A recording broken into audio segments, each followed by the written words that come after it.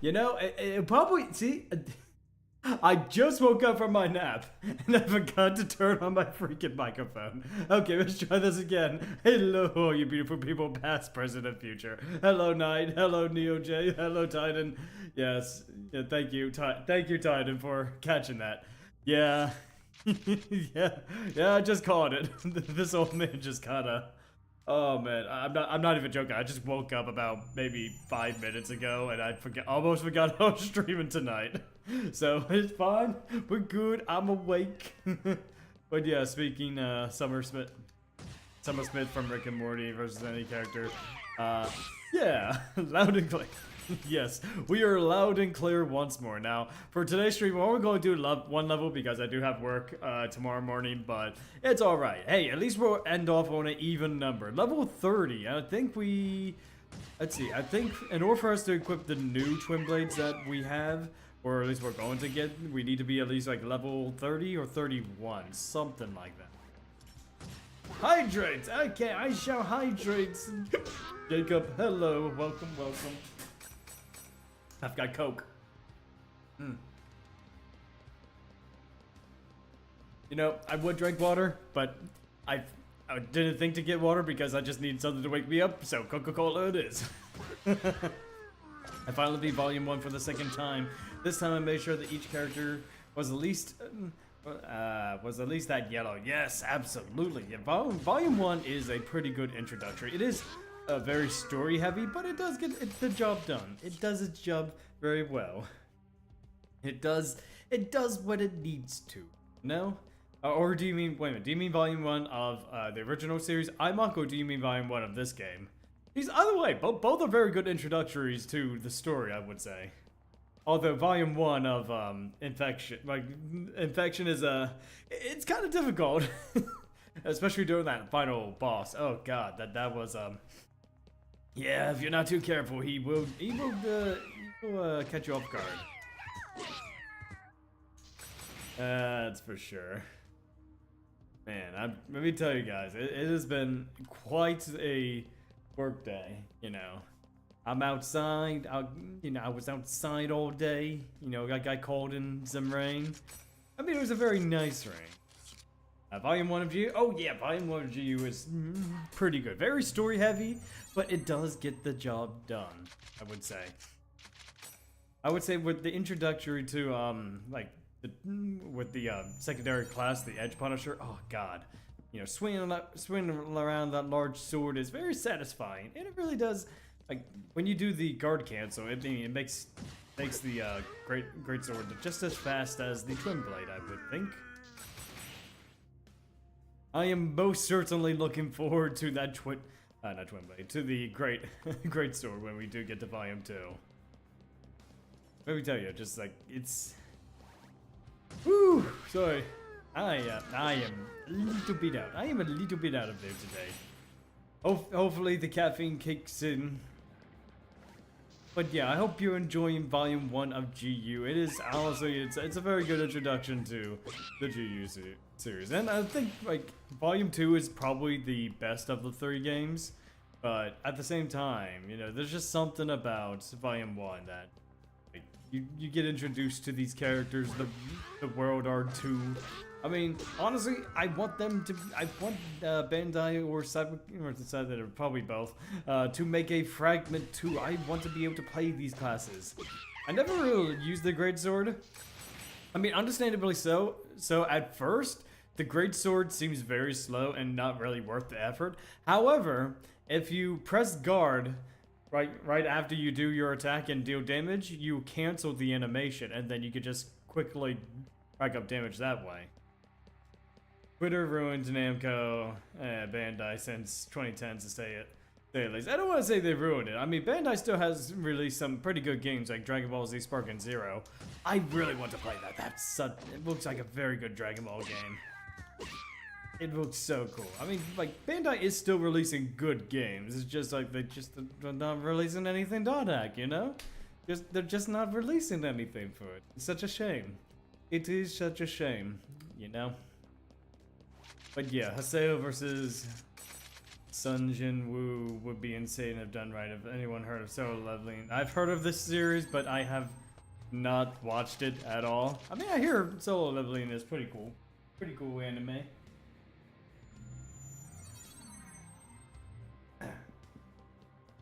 It's pretty nifty, I would say. And going back to the whole Great Sword thing, or a Sparking Zero is pretty decent. I mean, honestly, it looks pretty cool. I think I have not played Sparking Zero yet, so I cannot attest to like its quality, but it looks pretty good. The animations are pretty crisp. You know, everything's so fast and, you know, action packed. You know, I would have loved to see more Dragon Ball characters in the roster. Not gonna lie, I kind of missed that, but at the same time, I kind of get why they would want to add like some of the newer stuff. You know, like from Super and Daima now. But that's not to say that we won't get any Dragon Ball stuff in Sparking Zero. I mean, I would love to see Aider come back. It was always one of my favorite characters from the original Dragon Ball series. If I were to rank the games, let's see, Volume 3, number 1. Oh, wow, okay. I probably would put Volume 3 at number 2, but you know, let's see. Number 2 is Volume 1. What? Volume. Okay, Volume 4 is in the right place. Yeah. Oh yeah, Jay. I know you were talking about Volume 4 now, but yeah. Okay, maybe just go down your list or go up your list, I should say. So Volume 4, it dead last. I can understand like it's not really a volume. It's just kind of like a nifty side thing. It's there. You know, it takes away a lot. I don't like it, but some people might. Volume 2 is pretty interesting. Volume 2 is actually my number 1 because it is such a good volume. It brings a lot of the story elements to the forefront and all of the major reveals happen there. As for Volume 1, again, very good introductory. You know, like I wouldn't necessarily put it at number 2, but like I would say I can understand why, you know, you would put it at number 2. Volume 3, though, you put that at number 1. Maybe it's because it does, like, this is the most feature complete out of the 3 volumes. But for me, Volume 3 felt a little lackluster to me. But in terms of its story, like, it's still a pretty decent story. Like, when the moments happen, they happen a lot. But it just seems like there's a lot more filler in this. And, like, not much of the story beats are kind of, like, planned out. Or, like, how do I explain it? Some of the story elements, especially early on, feel like they were supposed to be for Volume 2, but were cut and then just moved over to the 3rd volume. So, I don't know. Like, Volume 3, I would probably put as, like, my 3rd. Like, so my list would be Volume 2, Volume 1, Volume 3, and then Volume 4. Like, going from top to bottom. Excuse me. I want the 23rd World Tourney Chi-Chi. We added Sparking Zero, yes! Oh man, there needs to be more Dragon Ball representation. You said Ed, Ed, and Eddie and Ruby? Ruby, no. Ed, Ed, and Eddie, yes. I grew up with Ed, Ed, and Eddie. Ed was one of my favorite characters. Chickens! Oh man. Dragonborn Z, when? I have no idea, Titan. I have no idea, dude. You know, I'm sure someone has made a crossover, you know, like that at some point. But I also want to see the Eds and then the rest of Peach Creek in the world of Dot Hack. Huh. Ed, Ed, and Eddie in the world. That's a thought. I would say Ed would probably be an Edge Punisher. That's kind of how it's up because he's the big, strong, dumb guy. You know, if not the Edge Punisher, then maybe a Tribal Grappler. Okay, you got me, Titan. Ed Punisher. That's a good one. Okay, you know what? Just for the pun, I like that. Yeah, Ed would be the Ed Punisher. Edge Punisher. Double D would probably be, I guess, Harvest Cleric, because Double D does not like to get into sort of any confrontation, and he's always like helping. You know, he's the brains of like any scheme that they have, you know. So I would think Double D would be a Harvest Cleric. Now Eddie, I think Eddie would be, I think Eddie would be an Adept Rogue, but he would also choose, like in terms of his classes. Let's see, what would he? I mean, he's the schemer. He is the guy that comes up with the schemes. I don't know, like, I would say Adept Rogue, but I just don't know what classes Eddie would be, quite honest. You know?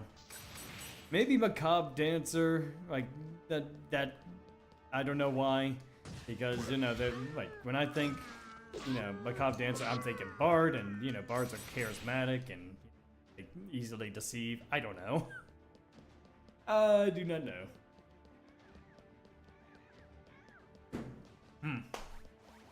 But as going back to the whole Dragon Ball Z thing, yes, I want to see more Dragon Ball representation in Sparking Zero. I really hope that we end up getting some Dragon Ball rep, you know, like original Dragon Ball rep, because there's already a lot of characters there, and I know they're not going to be as powerful as, say, Super Saiyan 4 Gogeta or Jiren or Whis, but you know, it's just nice to have like these extra options, even if they're not like super powerful, you know. A death battle with Peach Creek Gang versus Ruby would be epic. Well, Ed Single D versus Yang would be amazing. Maybe. I don't know. Maybe a little bit of a stretch. I don't know much about Ruby, so I can't really know if there's any similarities that, because usually with death battles, they pair two characters up that are either very similar story-wise, or have similar abilities, or just similar, I guess, like synergy. I might try to get back to my .hack successor idea. Got anything mainly setting ideas for, let's see, for my in-game game MMORPG? Got any theme? Well, .hack has always been like two different themes. Like R1 was maybe just like the medieval fantasy, whereas GU is sort of like steampunk fantasy. So maybe just go with a sci-fi fantasy. Who knows? Excuse me. I want Demon King Piccolo, Chi-Chi, Tambourine, and Tao Pai Pai. Those are some very good choices. Let me see here. Like for Dragon Ball characters that I want to see. But you know, just for the memes, I want to see Bacterion be a playable fighter. And for those who are wondering, who is Bacterion? Well, in the original Dragon Ball series, he was a fighter that is, well, let's just say that he has a secret technique of outsmelling his opponent. Like, just absolutely rancid smell. Like, most of his opponents would just quit because they don't want to get near him because he stunk so bad. I can imagine just like him as a character in Sparking Zero, just like his special ability just be like just the stun opponents with his, you know, smell. I think it'd just be hilarious to play online. Just like you got Super Saiyan 4 Gogeta just getting absolutely stomped by a guy who hasn't showered in a lifetime. I just think that would be funny. I won't spoil how Ghost Rider and Spawn end, but I hope for similar sanity for any Eddie Ruby. I'm sure there will be. Yep. If you add them, you have to add Ranfan and Nam. Oh, absolutely. Yeah. Nam, I think Nam was one of the original fighters in Tenkaichi 3, if I remember correctly. So yeah, I mean, he could easily be brought over. I mean, he does have a moveset that they could easily transfer. Let's see, who else? I'm trying to think original Dragon Ball series. So, I don't know if the Pilaf gang are in Sparking Zero, but if not, they really need to bring them back. Because I do like the idea of all of them working together as one single fighter in their mech. And as gimmicky as it was, you know, it was pretty fun to fight with. Let me see. What other Dragon Ball character? Or the Eds will be able to use flashback time traveling. I don't know about that. I mean, I mean, Ed's never really used any sort of magic or time travel. I mean, they did once break the fourth wall in a very, very select episode, but that's about it for that. General Blue should come back too? Yeah. Yeah, General Blue, yeah. I was thinking of like what other Dragon Ball characters were left, and General Blue did show up in Tenkaichi 3 as well. Hey Warlord, how's it going? Yes, we are back here again. Yes, we are talking about two things. We're talking about Sparking Zero Dragon Ball Z, as well as on the Twitch end of things, we're also talking about like some random stuff going on. So I'm mostly talking about like what Dragon Ball characters I want to see in Sparking Zero, like if they were to bring them back. Because I love the Dragon Ball cast, at least from what I've seen. I could be wrong, but they just were never brought to Sparking Zero, which is kind of a shame. Yeah, for me, I want 8 to come back. Android 8. You know, one of the main reasons Goku. Yeah, Grandpa Gohan, Devilman. Yeah, how can I forget about Devilman? Bring back Devilman. He had a very unique, like finisher move where he will do more damage to enemies that are more evil, let's just say. Like, with enemies against Goku, like, Devil Might Beam would not do anything because Goku is pure heart, you know? With the exception of maybe Super Saiyan 1 Goku from Namek, because he was filled with range then. But still, yeah, or against, like, someone like Frieza, which would do massive damage to Frieza because he is, well, he is evil in every sense of the word. Yeah, or maybe even just bring Bandage Man. I don't. What's it called? No. Man, what's his name? Bandage Man, the guy who turned invisible, or something like that. I don't know. I don't know how Invisible Fighter would work in Sparking Zero. I don't think that would work well at all. So, let's see. What other Dragon Ball characters?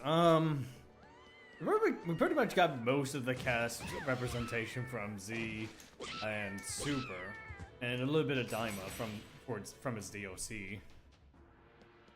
I'm trying to think what other characters. It's been a long time since I watched original Dragon Ball. We have Yajirobe. He's a given. Let's see what other characters are on the top of my mind. This is a very curious thing. A very, very curious question to think about. Kid Krillin? You know, I don't think we've ever had a Kid Krillin in a Dragon Ball fighting game, which that kind of surprises me because Kid Krillin is a main character in Dragon Ball. And, you know, he does become a main character in. One of the reasons why Goku is the way he is because of Krillin, so I'm surprised we don't have him as, like, child Krillin as a fighter, you know?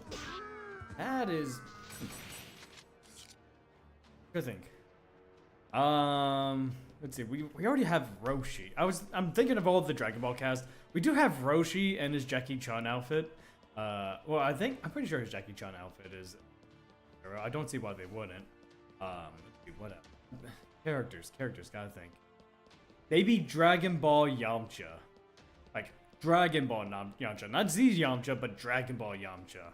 Like, his moveset would be based off of his sword, and, you know, he'll get a debuff if he's fighting against women. I think that would be kind of like a funny gag character, you know? I can't even. Pteranodon.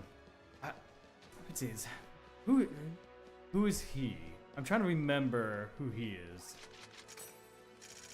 Are you talking about the pterodactyl from the very beginning of the Dragon Ball series where Bulma gets captured by a pterodactyl? Or is this like a named character?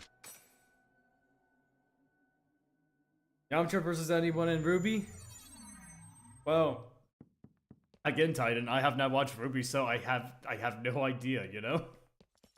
I have no idea, bud. Let's see, what else? What other character? Of course, Dragon Ball Bulma would, with her pew pew. Oh, okay, so that's who you meant, Warlord. The pterodactyl from... Honestly, Maybe as a joke fighter, I could see it. I could definitely see it. Let's see. Of course, DB Bulma with her. You know, I think the only game that actually had Bulma as a playable fighter was technically Dragon Ball Budokai 3. But I think either she was removed from the game because her moveset wasn't finished or whatnot, or, let's see. Dragon Ball Time, the Breakers? You know, the Breakers look okay, but it just kind of, I don't know what it is. The Breakers just, it kind of reminds me too much of, what's it called? The Dead by Daybreak or something like that. And the Breakers, Bulma can fight. Oh, really? Bulma can fight in the Breakers? Oh, okay. That's interesting. I didn't know that. So, okay, never mind. So, Bulma has been a playable character or playable fighter, you know, in a Dragon Ball game. That's interesting. Ox King would be neat. Ooh, that's actually a good pick, Ox King. I don't think we've ever seen the Ox King fight, though. Even though the Ox King, at least from my very limited knowledge of my half, you know, sleepy brain, Ox King actually did, train under Master Roshi, if I recall, along with a Gohan, you know, Grandpa Gohan. So, John Hack versus Jujutsu Kaisen death battle. Anyone? I don't know. Kaiden, you keep doing these crossovers that don't make any sense. They had death battles. They need to have like some kind of synergy or similarity. You know, kind of like Freddy versus Jason, or just I don't know, Tifa versus Pain. You know, like they have to have some similarities. But yeah, Ox King would be definitely interesting. Oh yeah, Titan Tifa versus Yang is a death battle. I do know. I watched that one. It was a pretty good death battle. You know, I don't know much about Yang, but I was rooting for Tifa. Yes, Tifa's my girl. I love Tifa. Shula? Shula. I'm trying to remember who was Shula? I'm trying to remember who was that. Was that the little boy at the base of Korrin's tower? Because I mean, I don't know if that was his name, but basically, if I remember correctly, Goku was fighting off Tai Pao Pao, you know, and defending like this small boy about the same age as Goku at the base of Korrin's tower. Is that the same character I'm thinking of, or am I thinking of someone else? Man, what's his name? I don't know if it was you. Oh, Master of the Demon Realm. You know, I haven't watched Daima and all, so I don't know any of the new characters. I've only seen bits and pieces, and I know about certain spoilers and like new things that were unlocked, you know, through, you know, the story elements. And it's weird because, you know, this is like Daima's supposed to be before Super, and yet we don't see any of these new forms appear in Super. It's just like, oh yeah, you introduce these new forms, and yet you never see them use them ever again. Haseo versus Joker from Persona 5 would be neat. Well, I mean, Haseo is the jack of all trades, and you know, Joker is, well, the Joker. It's original Dragon Ball? Oh, let's see, Master of the Demon Realm Shula. I'm trying to remember then. If you're saying it's original Dragon Ball, I'm trying to remember who Shula was. Shula, Master of the Demon Realm. Man, I really gotta think back. Man, I need to rewatch the original Dragon Ball series. Because, or as a joke character. The rabbits. The mob boss rabbit. Yeah, I think you guys probably know what I'm talking about. Haseo versus Akemi from Madoka. Yeah. Madoka Magica. What about Haseo versus Insomniac Spider-Man? Okay, alright, Titus. So the only reason why you why you chose those two in particular is because Spider-Man and Haseo are both voiced by Yori Lowenthal. That is the only connection those two ever have. Okay, I get you. Oh yeah, Monster Rabbit. You know, like he turned. Honestly, I think he would have a fun moveset. Being able to turn enemies into carrots temporarily, kind of like with Boo's transformation to Candy. Hey, Clodor, how's it going? I have iMock mail sound as a phone notification. Nice. Nice. And then, like, maybe your ringtone would be, you know, like the dot hack theme. You know?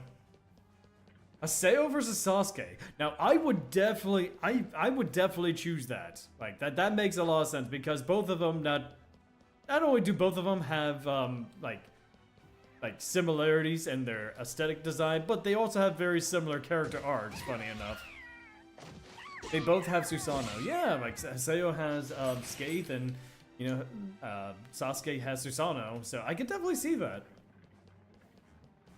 Let's see. What about Ben 10? Haseo versus Ben 10. I don't know about that. I mean, yes, Ben 10 is voiced by Yuri Lowenthal, but I'm just thinking. I mean, yeah, they're both characters that have transformation, but Haseo versus Ben Tennyson with Yuri Lowenthal versus Yuri Lowenthal. Kinda. It would be the mirror match of the century. Hell yeah, it would. Haseo versus Shield Hero. Ooh, now that's a combination. Again, I haven't really watched much of the Shield Hero, only bits and clips that I've seen via TikTok. But honestly, I could definitely sort of see that too. You know? Let's see, or Haseo versus the Persona 3 protagonist. God, what was this? I need to play a lot of these games again because I'm forgetting all the main characters' names. Haseo versus Odd from Code Lyoko is a name that I have not heard in a long time. Man, that is really something, dude. You know, I haven't heard anything about Code Lyoko in years. I'm surprised people still remember that. If anything, we are getting Haseo versus or Cornelius from Odin Sphere. I don't know much about Odin Sphere. In fact, I know very little, if at all, about Odin Sphere. So maybe he's similar. I don't know. Because Yori Lowenthal is Yori Lowenthal, will be engaging as hell. Haseo versus.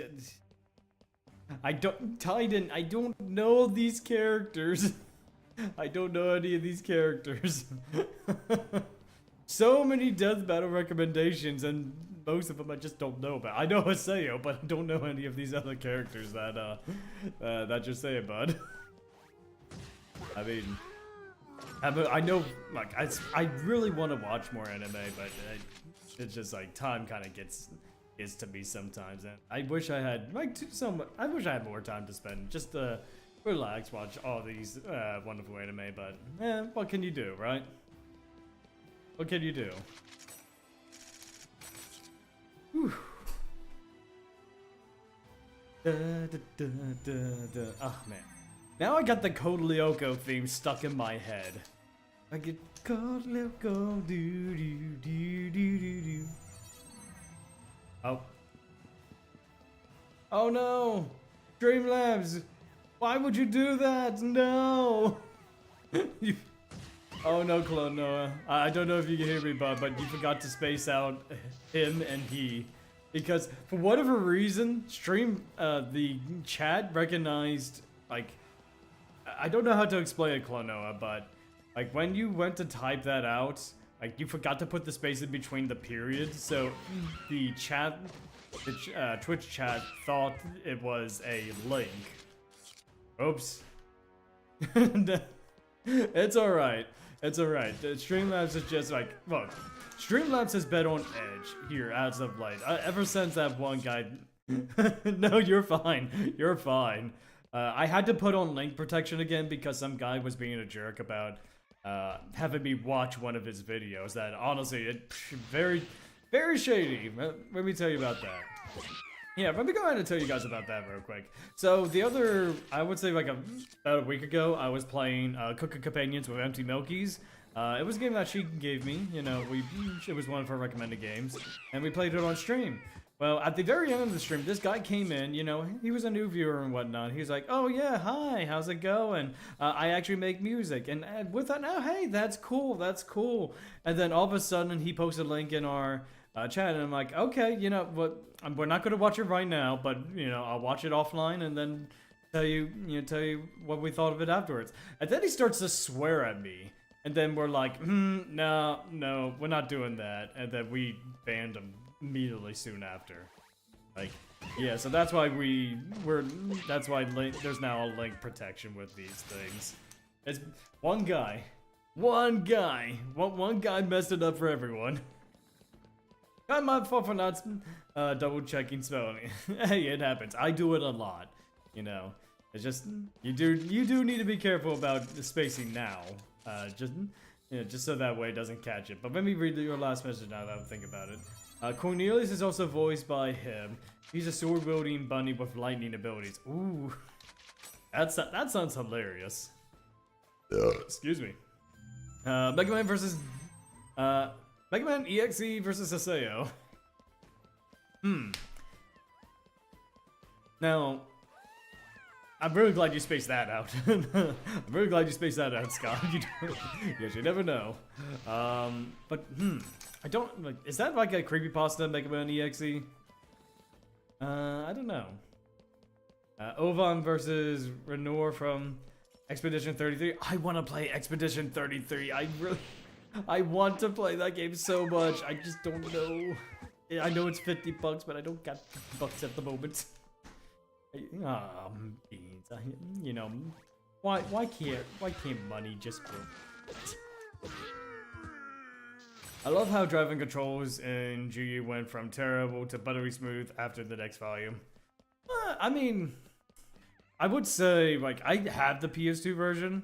I remember, like, the PS2 version is really slow. Like, at least, like, you don't know how slow this game is until after you play the PS2 version. Because, my god, movement is just like a crawl.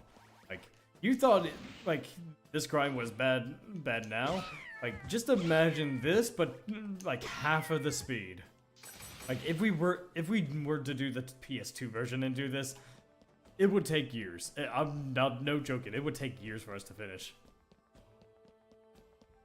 Let's see. No, Mega Man EXE means one from the Battle Network games. You know, I've heard those are good, but I've never actually got around to playing them. Melee is good, Swordswoman, and Dragon Ball. Melee. What's that name? Is that her name? Like, is that her name, Melee? Now, wait a minute. Is she one of the ninja women from Dragon Ball, if I recall? Because I remember Goku ended up climbing the Red Ribbon Tower, and one of the floors was some kind of, like, ninja area. My response was super late. Oh, I don't know if it was super late, NeoJ. Because I have both Twitch and YouTube up, so I'm going back and forth to make sure that both chats get recognized. So, Mega Man Network, yeah, it's EXE Mega Man. Okay, that makes more sense. That makes sense. You know, I have never played the Battle Network games. I probably will at some point, because you know what, I'm not really a Mega Man fan. I do occasionally, you know, try to play X1, you know. It is a game. It is a game, that's for sure. But I know that Battle Network is a totally different beast in its entirety, you know. It's not like a like traditional Mega Man game, at least from what I remember. Hey, I'll give it a try one day. We'll see. We shall see. Goblin. Goblin. Okay.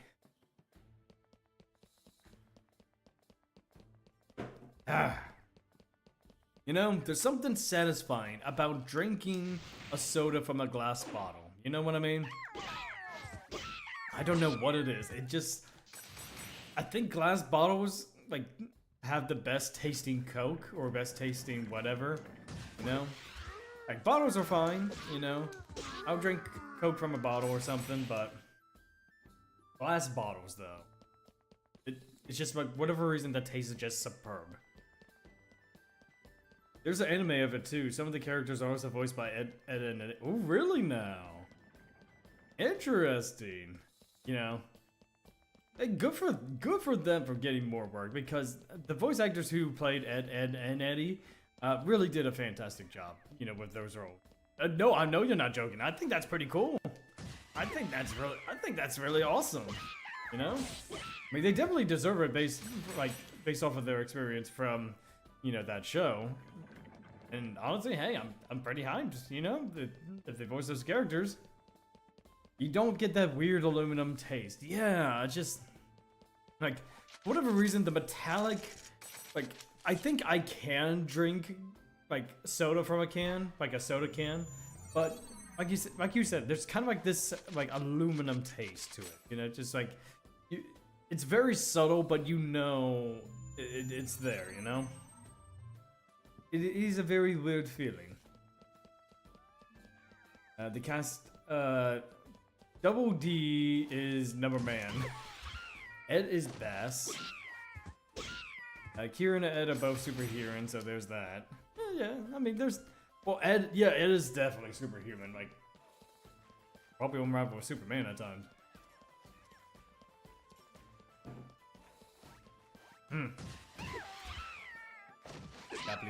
Goblin.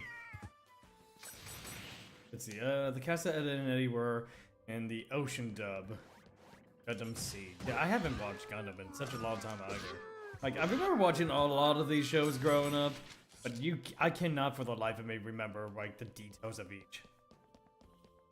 Melee and Shula are part of the underworld in Dragon Ball. God, yeah, my memory is definitely fading. Wait a minute, no. Okay, hang on, maybe I'm remembering a little bit. Were they part of the like one of the early Dragon Ball movies or like specials? Like, am I getting warmer or colder? You know, am I getting warmer, colder, maybe somewhere in the middle? Like, Chula and Melee are part of the underworld. I want to say that like, were they a part of the original? Like, maybe one of the Dragon Ball specials or Dragon Ball movie. I don't know. I don't know.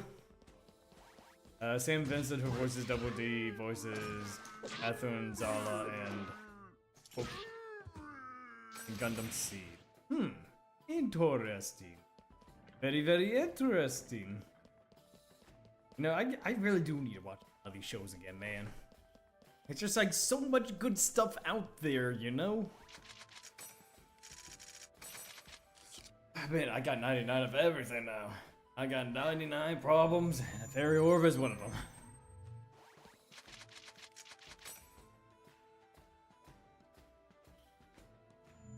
I'm going to have to get some tea after this, too. Have you ever watched Mobile Suit Gundam, the 8th MS Team? I have not. Let's see, I'm trying to remember, what was the last Gundam thing that I have experienced? Now, I might be getting, like, the terminology wrong, but I remember... Excuse me. No, Super Robot Wars, I think... Like, those are, like, that might be part of the Gundam universe. Please let me know if I'm wrong. Yeah. I think that's the only Gundam-esque show or game that I've actually recently, like, not fairly recent, but within the last year, you know, interacted with. Because, I think I might have heard of 8th MST, but at the same time, my memory is a fog. My memory is foggy of that particular show.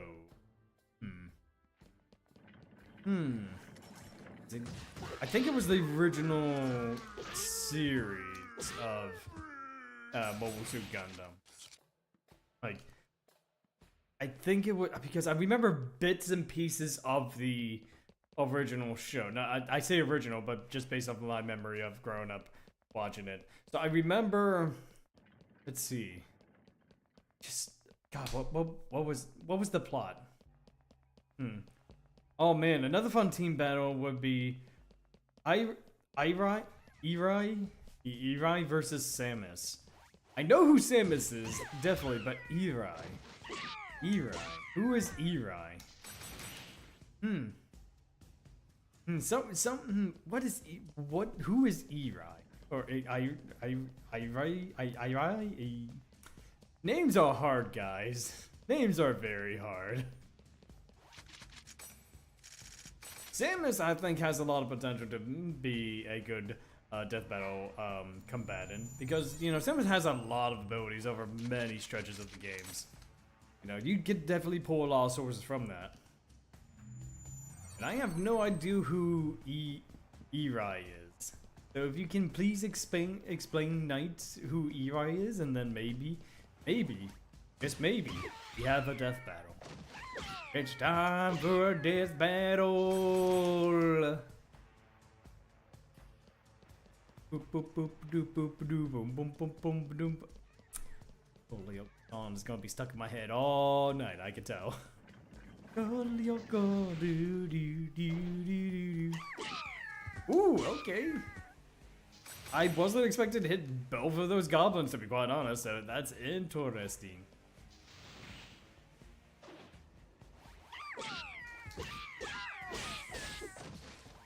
Boom.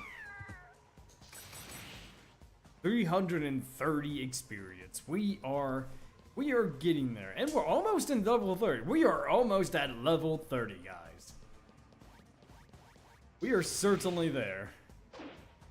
Boop, boop, boop.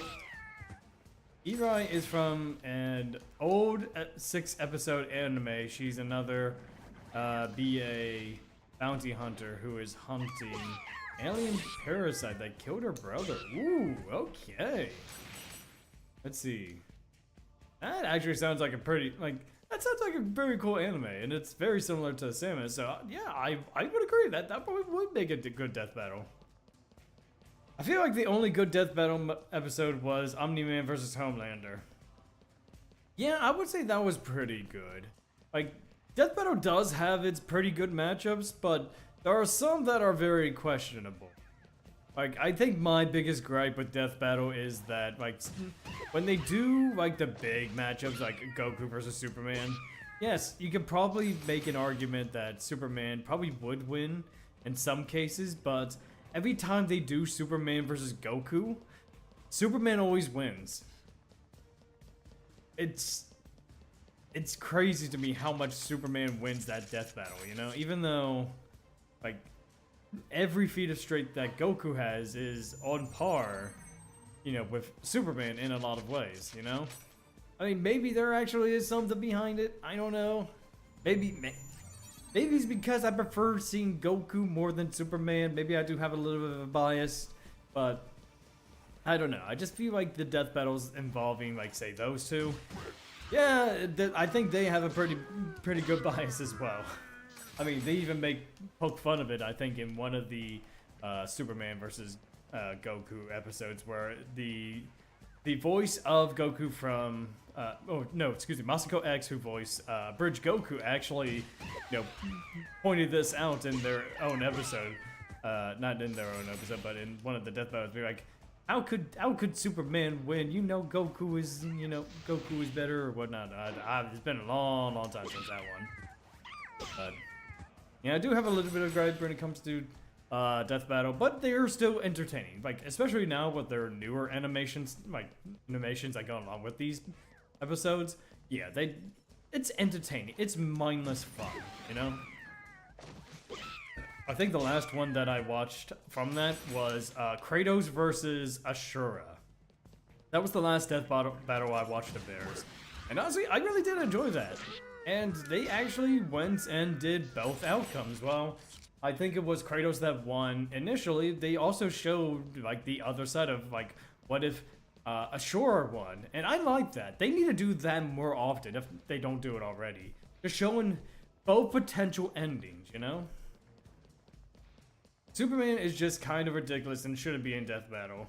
Well, I don't want to say Superman shouldn't be in Death Battle, but when it comes to Superman, he is, like, for good reason, he is a top-ranked hero. Like, everyone knows who Superman is and what he could do for the most part. It's just that it is very convenient that, like, the writers of Superman essentially give him, like, this, like, super ridiculous, like, thing that makes him, like, beyond godhood, you know? Both parties would be happy at that point. Exactly. So if they actually did that with the Goku versus Superman, I think people wouldn't be as upset with them. But like after 3 death battles with those same 2, you know, combatants, yeah, people are just kind of like done with that particular matchup because it's always Superman that's winning, you know? And it's always the same reason, you know? Like even when Goku becomes a little god, maybe not a actual god, like going Super Saiyan. Even when he gets divine powers, Super Saiyan God and Super Saiyan Blue, you know, and even Ultra Instinct now. You know, I'm not sure if like Ultra Instinct existed like at the point of the 3rd matchup, but still, it's just kind of like Goku has proven that he can topple world-ending. That was just world-ending, galaxy-ending entities and stand toe-to-toe with them. You know. DC heroes have to be okay, because writers are always writing themselves in the quarters. Yeah, that is true. And I get it. Like, when you've been writing the same character for many years, you want, and it's, where do you go from here? You know, because once you establish, okay, he's this powerful, you always need to raise the stakes. Otherwise, people are not going to, you know, stick around for them, you know? It's just that some, like, just some heroes just get so ridiculous, you know? My question is, how is Goku losing to somebody who has no martial arts training? I mean, you got a point there, but at the same time, I think Superman has many acolytes in terms of fighting. Like, he doesn't know martial arts per se, but he is a capable fighter. He knows how to fight. I will give Superman this, like, he is able to adapt to whatever situation that he is in, like, training or not. But at the same time, though, Goku has been training in martial arts his entire life. You know, he has proven time and time again that he will surpass his limits and even surpass his foes, you know? And, well, I don't think he would ever, like, endgame Superman or anything like that.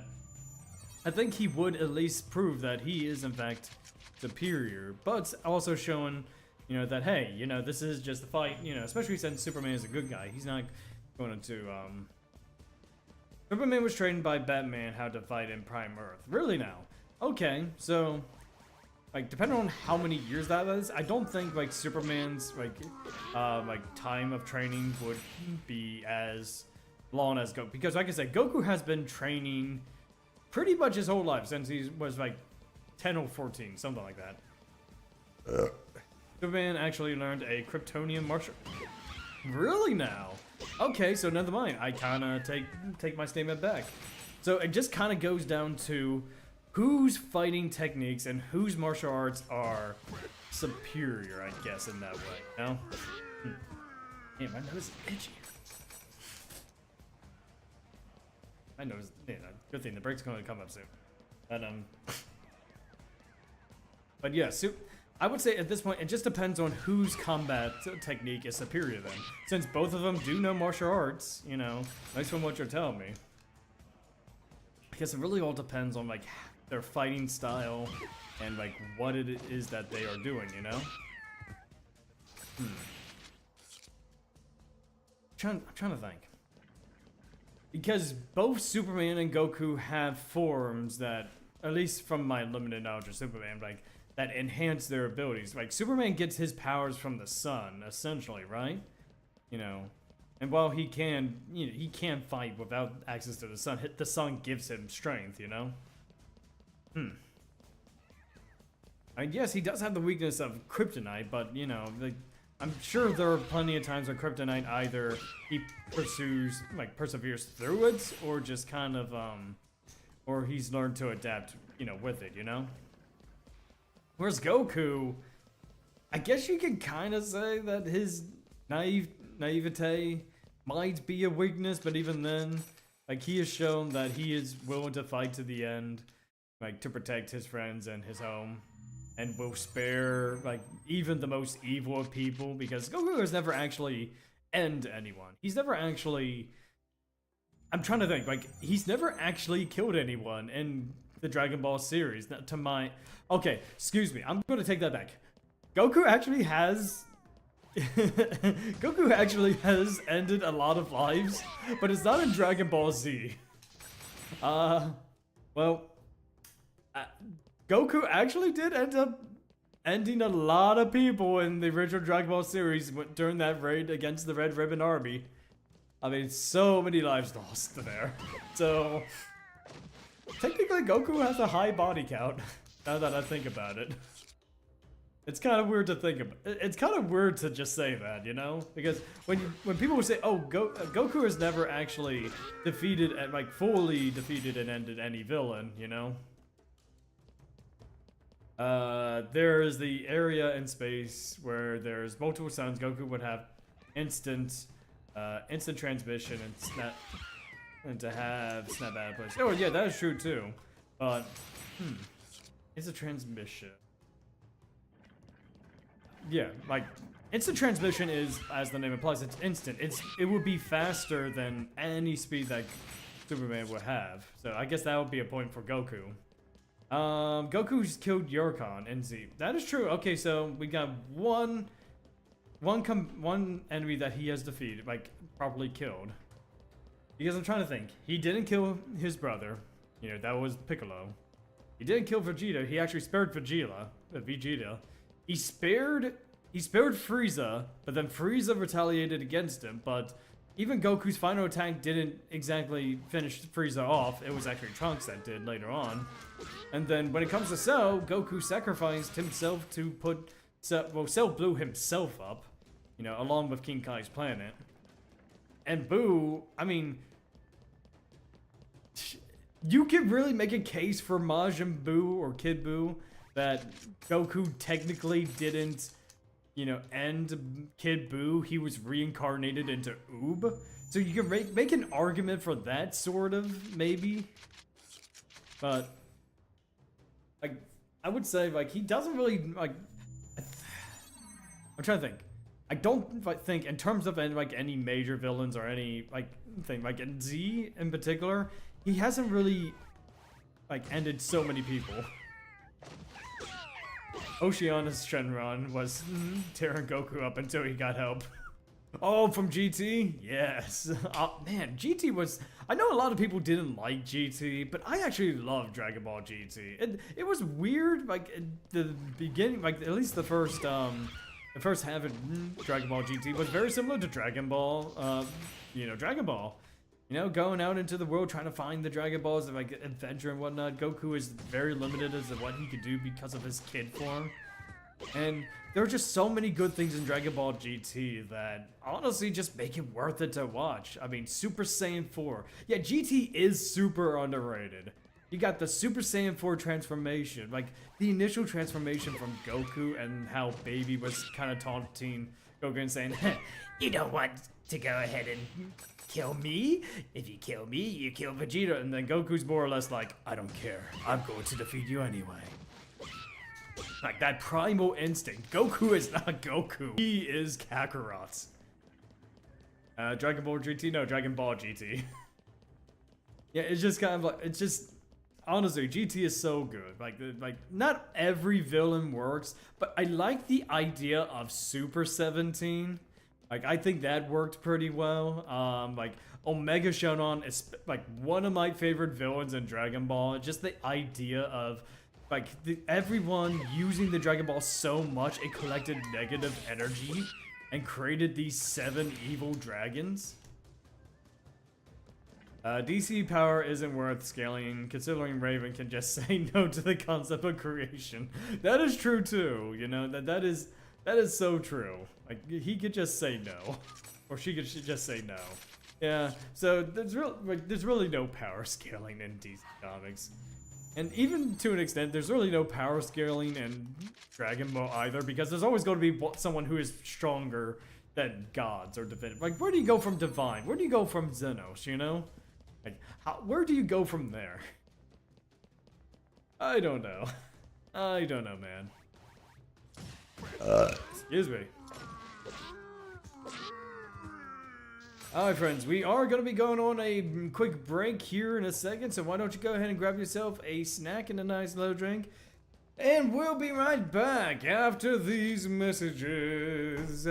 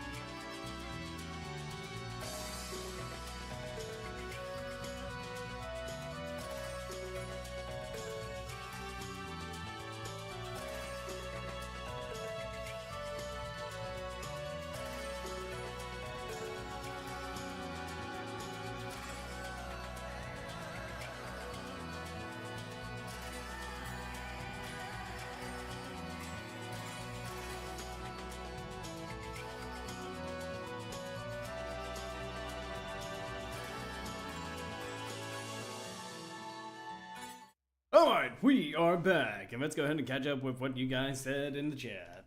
So, there we go. Let me catch up. So, imagine Elder Scrolls mod where Dragonborns fight and think like Dragonborns. Imagine if Dragonborns thought like Dragonborns. Bruce Foda? But that's okay. Warriors and sorcerers with the souls of... Imagine a mod where Dragonborns fight and think like Dragonborns. Warriors and sorcerers with the souls of dragons.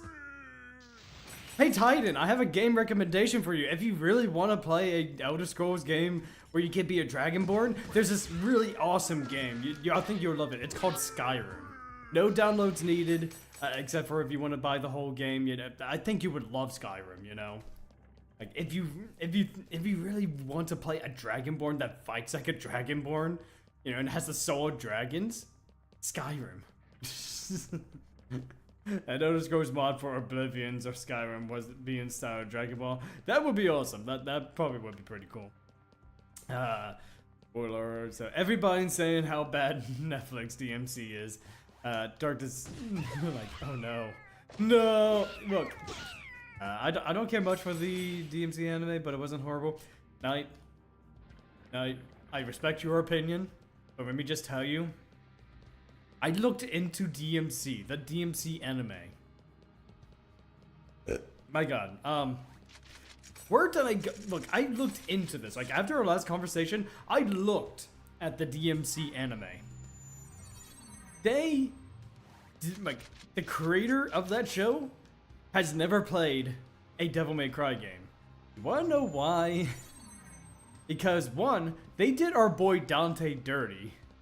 Like, instead of being a wisecracking, you know, just kind of like, I guess you could say laid back, like just overpowered character, he's just kind of like this stumbling NPC. I don't know how else to explain it. Like, he's just there. Like, despite being a half-demon son of a warrior demon, he's taking, like, regular hits as if they were life-threatening. And then, don't get me started on Lady. God, like, Lady... No, I'm gonna call her Mary. She doesn't deserve the title Lady. Mary in the new DMCA anime is not Mary. That is not the same character. That is far beyond what... you know, she was in Devil May Cry 3, you know? Lady is like, no, that's not Titan, that is not Lady. I can tell you for a fact, that is not Lady in the new DMC anime. Oh, okay. Do we have a pungent? No, but terrible puns will be punished. Yeah. I know, it's just kind of like, what, just, my God. I've seen some of the clips of the Devil May Cry anime. It's just like, it doesn't even resemble anything what Devil May Cry is or what it's about. You know, it puts in messaging where it really didn't need to. It didn't, yeah, Mary is horrible. Yeah, she, like, her characterization is just, god dang horrible. Khan was basically the metric counterpart of XCOM if XCOM were in Devil May Cry. I have no idea, but just kind of like, I mean, even the antagonist has a dumb motivation. Okay, guys, in case any of you wanted to watch the DMC anime, you go right ahead. I'm not going to stop you. If you enjoy it, that is perfectly fine. If you think it's okay, that is perfectly fine. But I will tell you, my main issue, like some of my main issues with that anime, starting now. Spoiler alert, 3, 2, 1. I don't like the motivations of the White Rabbit. You wanna know why? Because, again, I'll have to rewatch some of it, but it's just kind of like, so, the White Rabbit, I don't even care to remember his name because he's just not that memorable at all as a villain. Because they try to make him out to be a sympathetic villain, that his actions are justified, but he wants to tear down the barrier of between demons and humans And especially in this show, they established that demons are people just like humans. You know, they got feelings and emotions and all that good stuff, so destroying the barrier would be a lose-lose for both sides. The human side would just want to go on a rampage and just kill every demon, and the demons will find their way into the Earth realm, you know, or the Earth, or, you know, the human realm, and still suffer that, like, the same things are going on. So it's just kind of like, it's a really dumb motivation. You want to tear down the barrier, you know, and just cause even more destruction, even though you don't want any more demons to get hurt. It's just, yeah, my brain hurts. My brain hurts. And then it's just like, oh, Mary's backstory. Really? Arkham starts the fire, and then he's just like this villain from Devil May Cry 3 that was, again, maybe not the most, like, and maybe he wasn't the best written villain in DMC3, but he was a memorable one, playing both the role of Arkham and the Jester, you know? At least he made his presence known, and his motivations were integral to both Mary and Dante's story, because Mary's whole thing is that, like, she's learning that not all demons are, you know, bad, but not all humans are righteous or good, you know? And it's because of Arkham's actions that kind of have Mary have this mindset now, that because Arkham manipulated Mary and you know, made her think that, oh, it was Virgil that did all this crap. I'm talking about in the games now. But in the show, Arkham is just barely in it. You know, he dies.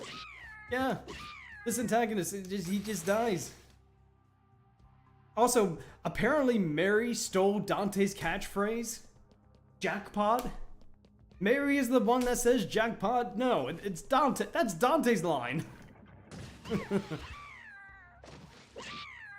Arkham looked like Ulrich with when demon blood and or demonic energies enter the system, but in the games it's just far becoming a clown or jester Orlok. You see a mid cameo that makes it a 5 out of 10. You know what? Fair enough, but they also teased Virgil. I mean, they used Bury the Light, Virgil's battle theme, but as far as I'm aware, they didn't show much of Virgil, if at all. You know, they kind of teased that Virgil would be in season 1. Virgil is famous. Virgil is a character. Yes, he is a fan favorite character. But it's just, I'm sorry. It's just like, Dante is not even the main character of Devil May Cry. Like, he doesn't go through pretty much anything throughout his entire arc. And he's gullible too in, like, the anime. He goes with the right white rabbit. Oh, hey, I'm gonna open up a portal to the demon realm. You wanna come? Dante's like, okay. And then, hey, guess what? Turns out it was a trap. And then Dante gets captured. Great. Yep. Yeah. Dante would definitely listen to, you know, just a random rabbit about, you know, going to the demon realm. Because Dante, at least in Devil May Cry 3, he didn't really care much about his lineage or his family or whatnot until he learned that, yes, like, he needs to do something. Like, his family is involved and he has that responsibility to see it through, you know? Like, he had to learn about that, especially when fighting Virgil, losing the first time, and then actually winning in that third fight against Virgil. Like, just like, wow. The Devil May Cry Netflix series, in my opinion, is absolutely garbage. And it actually looks worse than the original anime. Yes, there is another Devil May Cry anime that looks so much better. Is it actually a better show? I don't know. I've never watched it. I've seen screenshots of it though. The detailing of the older Devil May Cry anime just looks so good. Why couldn't they do that? In the games, Dante and Virgil had their second duel in DMC3 interrupted. Yes, by Arkham. Yes, in fact, it was basically Arkham that, you know, interrupted them. And look, I get that this is kind of like an alternate take to Devil May Cry, but that just, like, the implication, like, of this story. I mean, also, Mary in the anime just does so many stupid things. She gets her entire, like, squad pretty much endgamed. Like, gone. And she has really no remorse for it. She even backstabs Dante after he saved her twice. The OG anime was good in canon. Oh, absolutely. Like, I want to watch the original anime, especially now, like, that this Netflix adaptation is just... It doesn't ruin Devil May Cry because we can always go back to the original material and original games and actually go through them. But this definitely puts a stain on the series. Because now when people talk about Devil May Cry, they're either talking about Devil May Cry 5, which was fantastic, or the Netflix series, which was not. Definitely was not. I mean, look, the only scenes that I would say have any sort of good in them is when Dante is being Dante. Like, he's mowing through demons, he's doing his stuff, and then all of a sudden, you know, he gets electrocuted and then gets busted out. Oops. You know, I could take a shotgun to a chest, but electricity? No, I'm done. You know, no, I'm good. It's just, wow. Not to mention, they used Nero's theme song, and I think it was Bibu that said this, like, in the last stream board we talked about this, that Johnny on Bosch, who voices Nero in Devil May Cry, is now Virgil in this series? Nero must be telling the kids a bedtime story. Well, I don't think that would be a good bedtime story. Because, oh boy, if this is Nero narrating this, like, he's definitely, like, this is not a good story, Nero. Not a good story whatsoever. And you can definitely tell, like, the creator has never played a Devil May Cry. Like, at all. Either someone is Terra Nero, this response, or Nero himself is going to be known into it. Oh, this bedtime story is getting weird, yeah. Oh, you know Dante? Yeah, everyone likes Dante. Well, he actually gets knocked out a couple of times. You know, Mary is the real hero of this story. I remember when the Eds fought against the giant cankers. Yeah, that was a thing. Yeah, kind of a little bit, just a little bit, Titan. I could definitely see that. When Eddie said, "Ed, your story's getting weird." I mean, I can kind of see that. I don't know, man. Like, what is with these Netflix adaptations? Like, I know Netflix has always had a reputation of having bad remakes or reboots. I mean, the only good ones I would even point out is the original Castlevania Netflix series. Even though I do have my gripes with some of the cast, specifically from the Curse of Darkness cast, but that was still a good anime. You know, there's still like so many good moments, so many good pieces of writing in that. As well as the One Piece adaptation. Yeah, exactly, Dad. I was about to get to it. Yeah. It's like the One Piece adaptation was very good. Like, they really looked at the source material. It's almost one for one. I mean, granted, there are some things that they cut down for, I guess, you know, because they're not going to do 1,000 episodes. But at least for what they did, they kept true to the source material. And you know, it looked like they had fun doing it. Whereas this, it just doesn't seem like the Netflix's Devil May Cry. It sort of reminds me of Devil May Cry, DMC Devil May Cry. You know, the reboot from 2013 that they tried to do, where, you know, like a new version of Dante ends up, you know, taking hold, and he like. There's like this gag that they do where like new Dante puts on a white wig and he said never in 1,000 years. Kind of like crapping all over the fans that actually enjoyed Dante.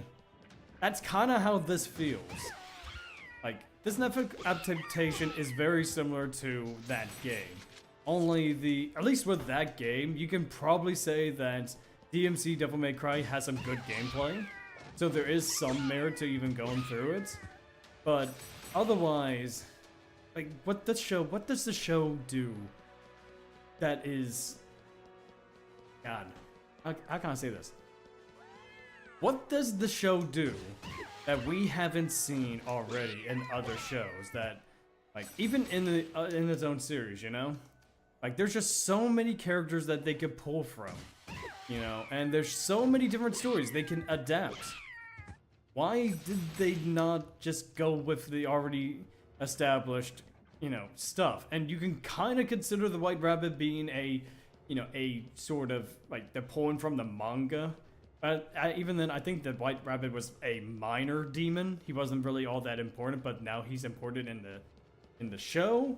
And even then, they make him out to be a sympathetic villain with good motivations, which honestly, I am getting a little bit tired of that trope. I mean, it's happening a lot. Why can't we just have, like, good villains that are evil for the sake of evil? Like Arkham, you know? Arkham, he was a manipulator. He wanted to become a god, and to an extent, he succeeded. He manipulated pretty much everyone involved. You know, Mary, Dante, Virgil, and he got what he wanted. He essentially became, you know, Sparta, and until he was no longer Sparta and got ended by, you know, his daughter. Oops. That's what I mean. We need good villains again that are not afraid to be evil. Not afraid to manipulate, not afraid to, you know, get what they want by taking advantage, you know, of, like, the heroes and whatnot. I miss good villains like that.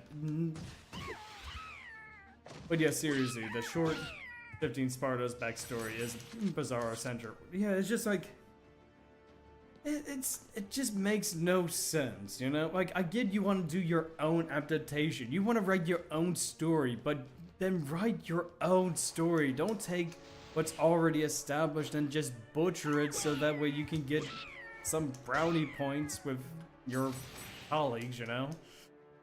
Congratulations! You know, you're gonna be remembered as the guy that had that terrible adaptation. You know? I remember, like, watching, like, this is still pertaining to the conversation. I remember watching the behind-the-scenes look of The Lord of the Rings. And Peter I think that's his name, Peter Jackson. I remember Peter Jackson, like, on occasion would go into detail about, like, what the changes they made and why they changed it, and, like, they wanted to keep true to the original source. They wanted to get as much detail as they could while also adapting it for the screen. And you could definitely see, like, each and every actor trying to, like, not just put their own spin onto the role, but also keeping true to those same characters, because you know who Gandalf is when you see him and with the way he acts. You know who Frodo is by the way he acts and his motivations throughout the entire trilogy. You know, when adapting things, like, from original material, if you respect the source material, people are going to enjoy it. There are going to be some detractors that are not going to like the property because they're, like, they like the original source and they don't want anything changed about it. But when it's done right, you can make a cultural splash, you know? In fairness, Lord of the Rings trilogy had a reason why they downplay the presence of various immortals that aren't elves. Well, I mean, that's because the Lord of the Rings didn't really go too much into that. You're thinking of the Silmarillion Titan, where it's, like, I guess you could say it's more prominent there, you know? Gandalf feels like Gandalf, Saruman feels like Saruman, Sauron feels like Sauron. Yeah, just imagine, like, if by chance, like, they decide to redo the entire Lord of the Rings trilogy with a new writer that has never read the books or even seen Peter Jackson's movies. Let's just say they turned, like, Sauron into a sympathetic villain. He manipulated everyone because he was lonely. Or he manipulated everyone because his feelings got hurt, you know? Like, he was betrayed by his one love, and, you know, he's ruling over everyone so that way orcs can be, you know, like, recognized as, you know, like, recognized as just like every other people in Middle-earth. That's just, no. No. Or imagine if Saruman, like, he wasn't Saruman, he was this big buff warrior man, you know, that didn't cast spells, but he cast sword. You know, instead of casting spells, he cast sword. That could work for Shadows of Mordor and Shadows of War timeline, but it was okay. In terms of the Shadow games, honestly, for its own separate thing, it works. It's still like, I know a lot of changes, you know, sort of didn't make sense, but at the same time, that was an adaptation that was still entertaining, you know? It was its own self-contained story that sort of tied into the games, or movies I should say, but not really. I mean, like, it is a loose adaptation, but at least they kept like the core of what Lord of the Rings was in a way, you know? They didn't change too much, and honestly, those are very good games to begin with. It was because of its pretty decent story and even the gameplay, the Nemesis system, you know, it's those things that kept the game going. Going back to Devil May Cry, what is it about Devil May Cry, the anime, that really sticks out from the rest of the series? Because honestly, the main lead, Dante, he's not entertaining at all. His jokes don't land. You know, he even makes a quip about, oh, how he, yeah, I usually do one-liners, but this time I kind of get all choked up and whatnot. Just, you know, just acting real. He doesn't act like Dante, that's the thing. Haseo versus Talion, for Death Battle would be nuts. Yeah, I would say so. Well, probably. Haseo versus Ganondorf from Zelda. That's an interesting combination. I would say, but yeah, Haseo and Ganon both have transformations into something that is, I guess you can say, otherworldly, and, you know, Ganon's case, and a digital entity, you know, and Haseo's case, and I can sort of see that, but at the same time, they really don't have that much similarity in common. Because like I was telling Titan, it's just like, when it comes to Death Battle, they need to have enough similarities to where it would make sense, you know? So, you wouldn't put Kratos up against, I guess, Kirby, you know? Make sense, people. Did I say bake sense? Oops. Yeah, you know what? You gotta bake some sense. We're baking some sense here. We're baking sense.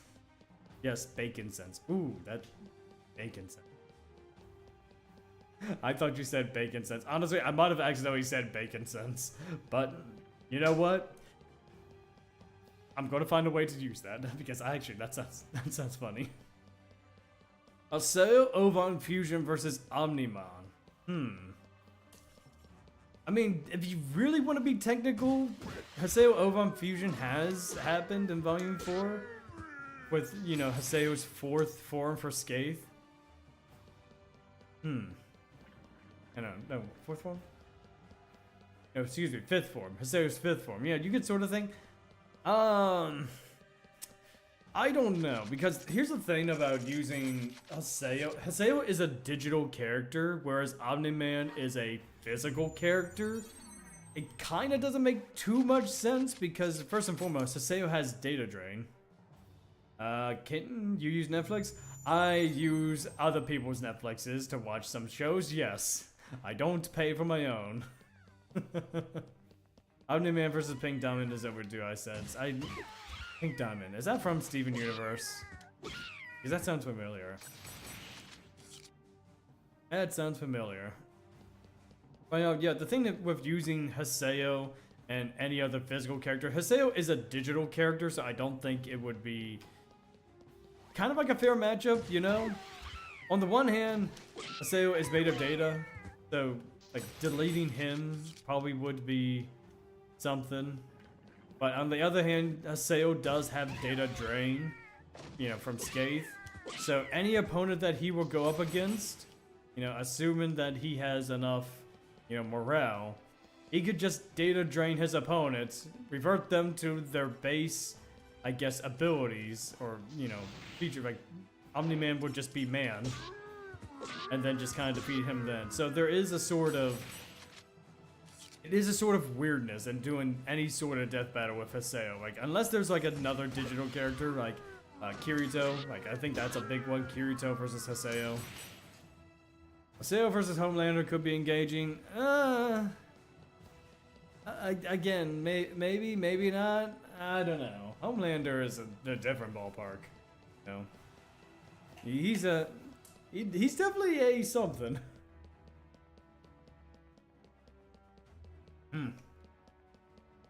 I don't know, man. I do not know what would. Make sure that's. Man.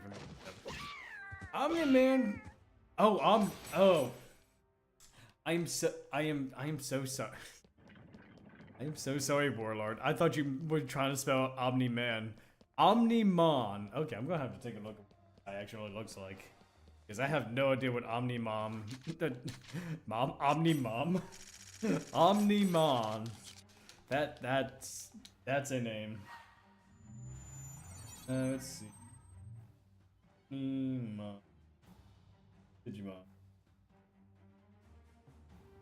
Here we go, Digimon. Ooh, actually, he looks kind of sick. Okay, you know what?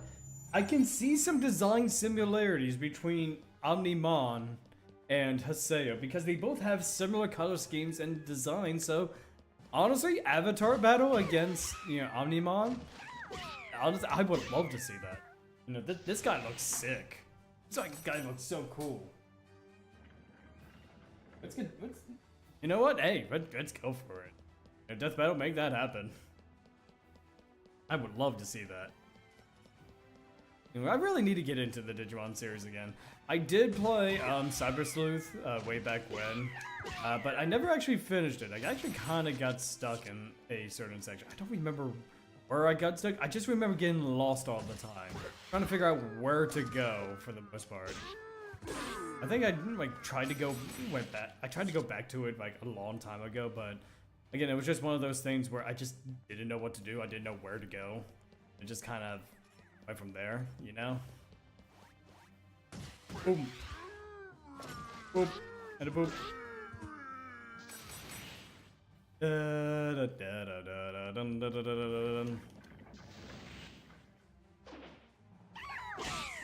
Oh, 2 for 1, nice.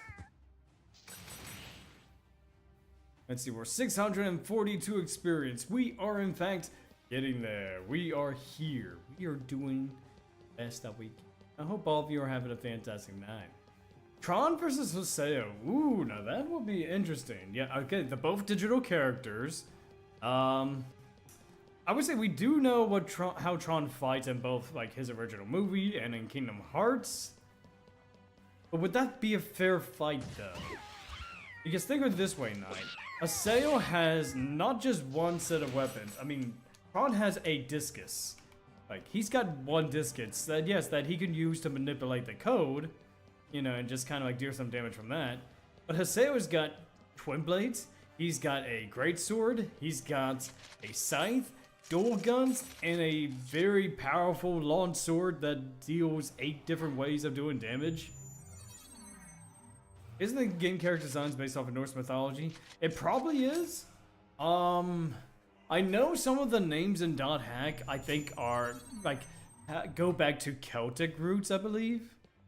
When I was researching the phases for one of my videos, I think like one in particular, like Korbanik, is a Celtic, like it has Celtic roots, but I don't know. Again, I don't know too much about that. Norse and Celtic myths are legend, you mean? Oh yeah, I think that's what I mean. Yeah. So Haseo versus. I don't know who that Fate's character is. Riku versus Haseo.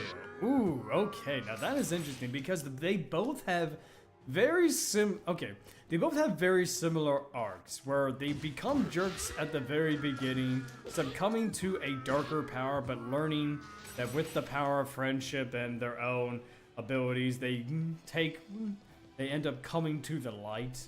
And just kind of like making their own dark powers their own in order to help others. I think that would be an interesting matchup. Like, Riku does have a wide array of abilities, Like, he is a Keyblade wielder. He does know how to do like certain Keyblade flourishes, and he has a wide variety of dark spells. Dark Fariga, let's see, Helmbreaker, you know, Dark Aura, very good moves, you know. Riku still got to keep some of his memories after getting wrecked. Haseo at the start of .hack didn't. Well, yeah. But I'm just mostly talking about their combat abilities, Titan, like, and what they can do. And even, yeah, I'm also talking a little bit about their own personal stories, how their arcs are also very similar. You know, but in terms of, like, combat ability, I'd say that they would definitely be a decent matchup. Is Haseo's design bandit or pirate based? That is a good question. I would say he's like his main design, like since he starts out as an Adept Rogue Twin Blade, I would say Twin Blades kind of have a roguish quality to them. Because I'm taking a look at his design up, like the many belts and utilities. He does have the pirate boots on, so I don't know. I don't know. I'm probably going more like pirates with this one. I think I'm going to go more pirate this one. You know, the belts are just like pirates or some like pirate. I mean, this kind of looks like a pirate design, you know. I mean, you've got the dual swords. You know, that kind of looks like, you know, they're swords, you know. Let's see. Riku, I can't admit, could punch mountains with. Okay, Riku's not that powerful. Like Riku's can't punch mountains with his fists. Can't do that, or at least as far as I remember, he's never done that. Wait, was I thinking skyscrapers? Sora was the one that ended up cutting through skyscrapers, not Riku. I think Riku's strongest feats in terms of physical strength. God. Sora can punch through. Well, no, Sora didn't punch through a skyscraper. He took his Keyblade and in one fell swoop cut down 5 skyscrapers all at once. So Riku, like his feats of strength, I would say like his best move is Dark Aura. Like the ability that allows him to teleport through the air, constantly doing slashing attacks, and then finishing off with one giant magical like eruption. Like in many different areas. Punching through skyscrapers may as well have happened though. I mean, not really. Think of it this way, Titan. If you have a key that can not only unlock everything, but has a considerable amount of damage, and your fists, I think 9 times out of 10 you would choose the Keyblade over your fist. I'm just saying. Like, Sora is not a brawler. He is a fighter. Like, if we really want to be generous here. Like, Riku and even Sora are just kind of like, they're melee fighters, you know, that are like weapons based. They're not like monks. They can't just punch through stuff, you know? In fact, as far as I'm aware, Sora has never really landed any punches. Excuse me. Domo Kaishu from G Gundam versus Sora from Kingdom Hearts. I have no idea who that is. I have no idea who that is. Bro, if Sora can punch mountains, then he can fight Goku. Absolutely. Like, this, like, okay, so, like, what is he now? Like, 16, 17? This 17-year-old boy punching mountains? Yes, if that was the case, he definitely would end up being probably on par with Goku. Sora is technically Cyan Bar's head. I'm gonna say yes because I have no idea who that is. It is, I mean, that is definitely a character, but Sora is powerful. He is certainly powerful in his own right. Goemon is a guy who can punch skyscrapers with a fist. Oh, okay, so that's why you brought him up. Okay. Cyan Bozard is visually Sora's prototype. Oh, okay. Okay, that makes sense. I'm trying to think. I'm doing a lot of thinking, guys. Thinking is what I do. Thinking is what I do. And I do think. I am coming up with thoughts. Thoughts are part of the mind. we all think. I don't know why I'm saying this as the item. The Bouncer PS2 beat 'em up.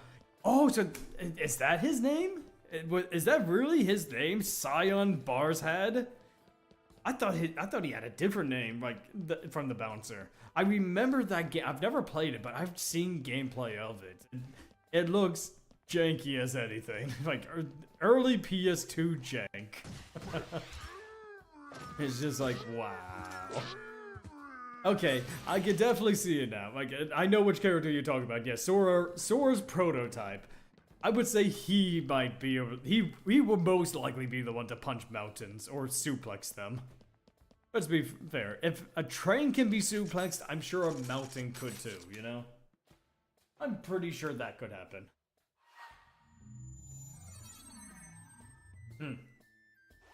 Virgil is just Kaiba. I don't know. Which Kaiba?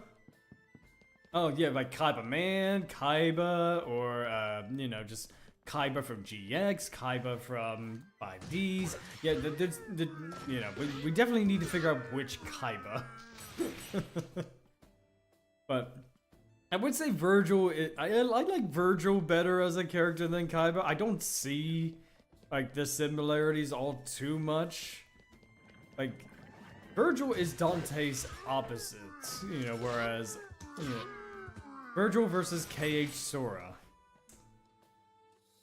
I mean, actually that would be pretty cool, not gonna lie. Yu-Gi-Oh! Yeah, I kind of figured you were talking about Yu-Gi-Oh! Yeah, it's just Yu-Gi-Oh! Kaiba. Look, in regards to any duelist from Yu-Gi-Oh! Outside of the card game, they really don't have much going on. I mean, yes, you got a 10 who is, you know, spoiler for a 30-plus-year-old anime, is a spirit of a pharaoh, so he can only really do so much, but outside of him, you know, Kaiba's just a guy with a lot of money.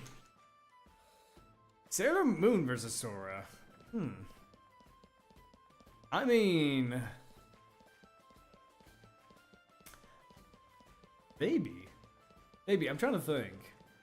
Maybe Sailor Moon is taking the power of Kingdom Hearts, you know, for the guiding moonlight of Kingdom Hearts or something like that. I don't know. Look, one of these days, Sora is actually going to go to Kingdom Hearts. We're gonna find out what a Kingdom Hearts is.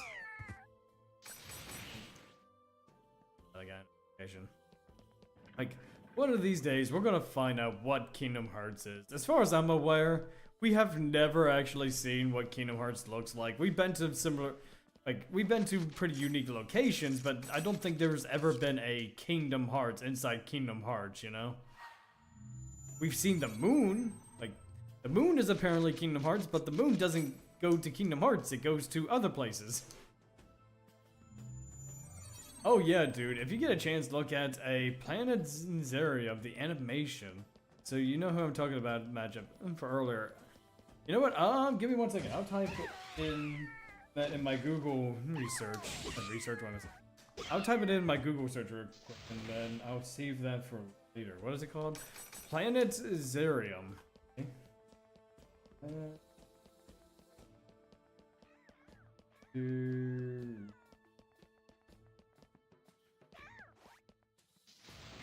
Zerium. Okay. Give me 1 second. Zerium. Digimon. Okay.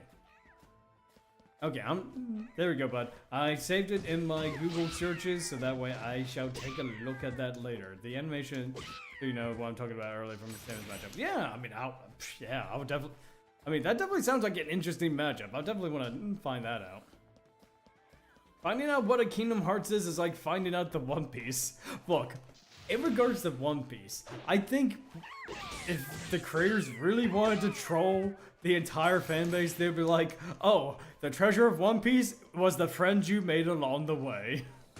That would make everyone so mad. And I could see the same thing happening with Kingdom Hearts. Like, we've waited like 25 to 30 years to figure out what Kingdom Hearts is, and it turns out it is just the symbol of friendship. It is friendship. But yeah, Sailor Moon versus Cage or Sailor Saturn versus would be epic. Yeah, I'm sure it would be. Yeah, I'm sure. I mean, they make some pretty decent matchups. Man, can you imagine? Like, Kingdom Hearts 4 comes out, we find out what a Kingdom Hearts is, and then it turns out it's not actually a Kingdom of Hearts. It is actually just a small town with a throne that isn't even a heart, it's a jack of all trades, a jack, you know? I'm just saying, it's just like, I think that would disappoint a lot of people. Like, I can already see it happening. Like either One Piece or Kingdom Hearts is going to do with that first, and I'm wondering which one is going to be at this point. Because I could be wrong, but isn't One Piece coming to an end here real soon? Like, isn't the creators like, you know what? We're finishing up the story. We're going to find out what the One Piece is.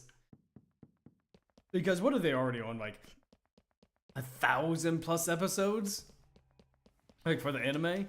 And like thousands of like mangas and pages of mangas, you know, for the One Piece story. It is a long freaking story for One Piece. Both. It'll be both. Now, you think it's going to be both? Okay, you think that it's going to be both. I'm guessing that Kingdom Hearts is going to do it first, and then One Piece is going to do it soon after. You know, like when they actually do wrap up the story of that. I think it's going to be. I think One Piece is going to do it much later on. I think Kingdom Hearts is going to do that first, you know? I mean, I actually am excited for Kingdom Hearts 4. I think it's going to be a pretty decent game, but I don't want them to go down the same route as Kingdom Hearts 3 did, by releasing trailer after trailer after trailer and spoiling everything that the game has to offer before it comes out, you know? Because I think that's the one thing Kingdom Hearts 3 did wrong, is that they showed too much. They give away too much of the world, you know? Kingdom Hearts 3 having gameplay as the main focus is understandable. But the thing is, Tyne, that Kingdom Hearts 3's gameplay was a little bit more lackluster, you know? It's not as fast and snappy as Kingdom Hearts 2, and Kingdom Hearts 3, again, the gameplay is still good. I enjoyed the gameplay in Kingdom Hearts 3, but it was definitely floaty. Like, very floaty. Like, 9 times out of 10, you're fighting in the air. You're not fighting on ground. You are fighting in the air. You know, you're practically flying. You know how Haseo existed in one of the original Dot Hack animes? He was... Oh, yes, I know who you're talking about, Warlord. He was Sora, the PKer. You know, the guy who would essentially just PK for fun, demanding people to give up his member addresses. He was just a kid playing a game, and he thought it was funny. Like, hey, you got PK'd? Yeah, hey, you know, I don't care if I backstab you. It's a game. We're all having fun. Or at least I'm having fun. Like, he doesn't care, like, who he backstabs. I mean, just like any kid would, you know? Yeah, don't forget that he did study Kendo before. Yeah, but Titan, here's the thing you gotta also take into consideration. Like, the world is not a one-for-one, you know, motion sensor. Like, they are playing via headsets and controllers. Like, the Kendo stuff is not really going to be too much in effect, you know? Like, in terms of, like, Haseo's, like, combat ability. He is limited to the game's, you know, limitations, so he can't really use most of his Kendo training in this case because it's not like VR that we have now with motion sensors, you know? They're still using controllers and VR headsets. Still mad about the lack of Final Fantasy characters. Again, Lightning would have been perfect for the cause. I agree with you 100%. Or maybe even bring back Zack if you really wanted to. By the way, what happened to Zack? Easy. What happened to Zack? Like, Zack showed up in one game, and as far as I'm aware, this isn't playing by Final Fantasy VII rules here. You know, the story of Final Fantasy VII more or less never happened. So, what happened to Zack? As far as I'm aware, he didn't descend into darkness. You watched the IGPX anime? I have not. I wish I could watch more anime, dude. It's just I barely have too much time to dedicate to new anime. But when I do like watching some. I do like watching some new stuff. So it's IGPX. Okay, I'm definitely gonna have to take a look at that. Now, is it an older anime or is it just something new? Imagine the crit hit frequencies he have end game. Well, I mean, critical chance is like if we're going based off of this game right here, it's based off of random chance. It's not based off of skill, Titan. So I don't think like it doesn't matter how hard he thinks he hits in game. You know, it depends on the. It just really depends on like the luck of the die, as it were. Oh right, Aqua still owes him a date. Exactly, Aqua still owes him a date, and I think at this point they both will be the same age. I mean, I think Aqua was a little bit older than Zack, and now Zack is 10 years older, so he will be older than her now. Again, what happened to Zack? I want to know what happened to our boy Zack Fair. Older anime? Oh, okay, older anime. So it might be. So that might be on some free streaming sites then. I'll have to take a look at that. Ash versus Yugi. Whomever wins that fight could fight. Okay, Titan, there's an inherent flaw with that matchup. First and foremost, hey, 3 sevens. First and foremost, Ash is using real creatures that can do all sorts of magical abilities like breathing fire or conjure up lightning or singing to put everyone to sleep. Yugi has playing cards that really only show up as holograms. Yugi would get his ass kicked because holograms cannot do anything to actual tangible things. It wasn't Senator Kaiba a reincarnation of the priest Seto? Yes, that is correct, he was. And who was cousin to the person Yami Yugi was to be? Yeah, I would say I think you're correct on that. Oh, did he ever figure out why Cloud was there in Kingdom Hearts 1? I forgot. So, Cloud said he was looking for someone, which I'm making the assumption that he was looking for Sephiroth, given the extra scene that was added in the final mix version. So Cloud was looking for Sephiroth because Sephiroth is Cloud's darkness. He wasn't like this isn't like the same Final Fantasy VII Sephiroth and Cloud. These are different interpretations of their story, and it's weird, you know. So I guess from my understanding, Cloud made a deal with Hades to help him find Sephiroth, and so Cloud decided to help Hades. But something went wrong, and, well, Cloud's no longer working for Hades and still looking for Sephiroth. And so Cloud continued to do his own thing up until Kingdom Hearts 2, where he fought Sephiroth and then just disappeared.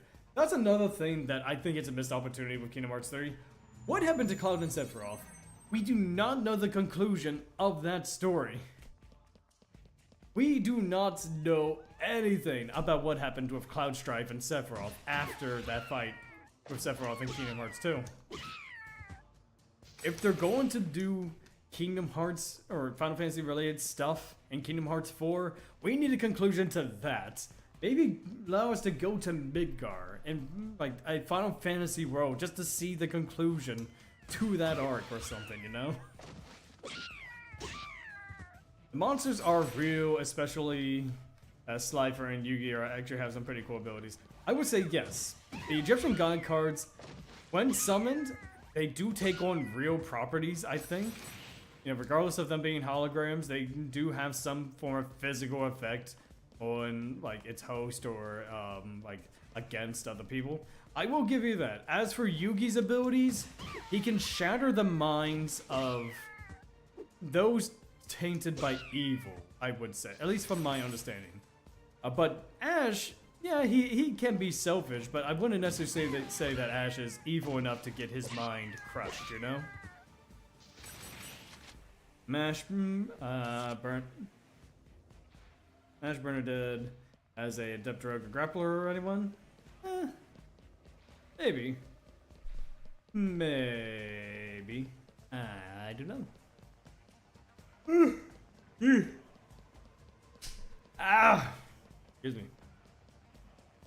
Mash Burn Dead is from Mashy, actually.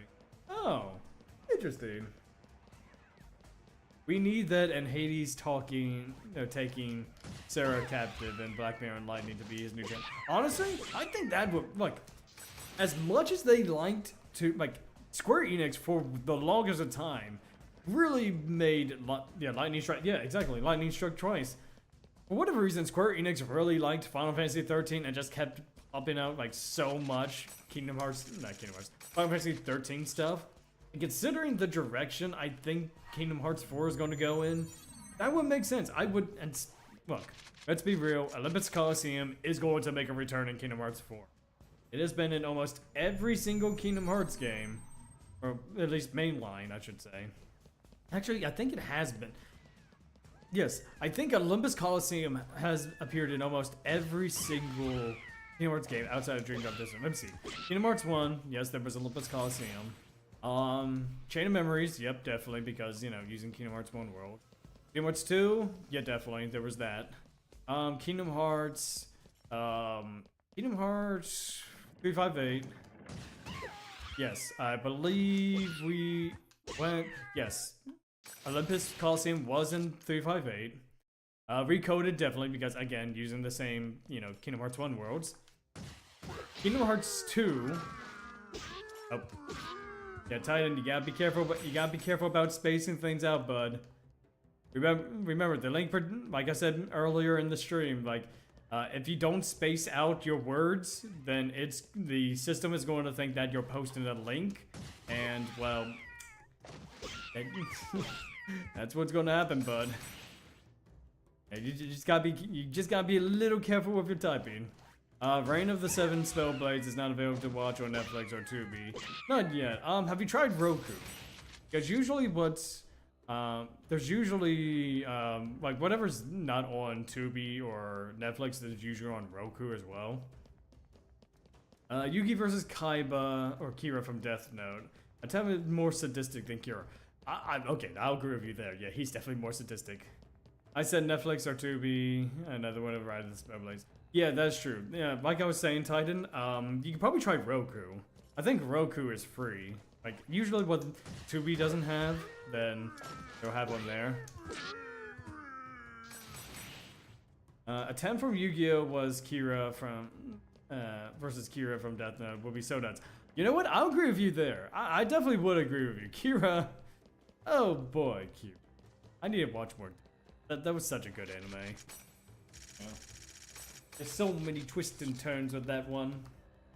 I eat a potato chip.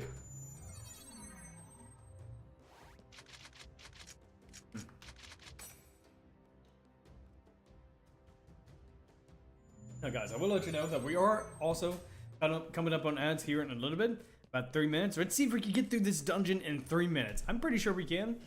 You never know, just in case. Let's get through it.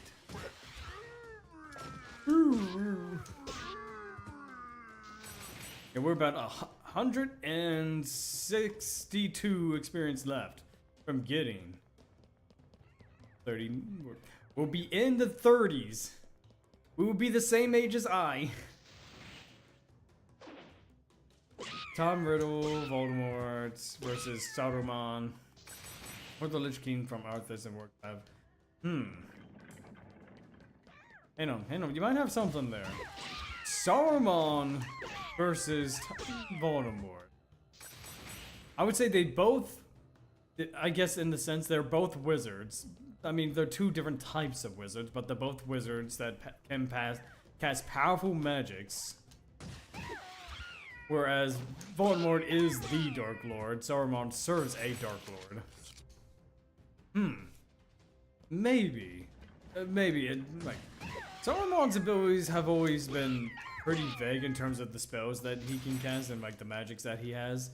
I mean, he can pretty much conjure snowstorms and lightning and essentially cause avalanches with them. I can definitely see it. Whereas Voldemort, I think Voldemort would probably have the advantage because of the killing curse, you know? I mean, that killing curse is like pretty much the be-all end-all. In a literal sense. Just one shot of that and then that's it.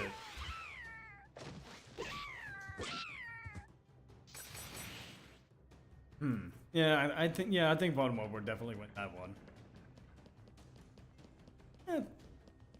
Yeah, I actually had to think about it. Tommy Boy versus Sakaki. Spiritual Realm, Redux, Successor to Sauron, and Rich Kingdom. I think it would be entertaining at the very least, you know. Because that's the thing about these death battle things. Like, they have to be entertaining first, and then you can get on to the science mumbo jumbo. I'm kind of like a boomstick in this case.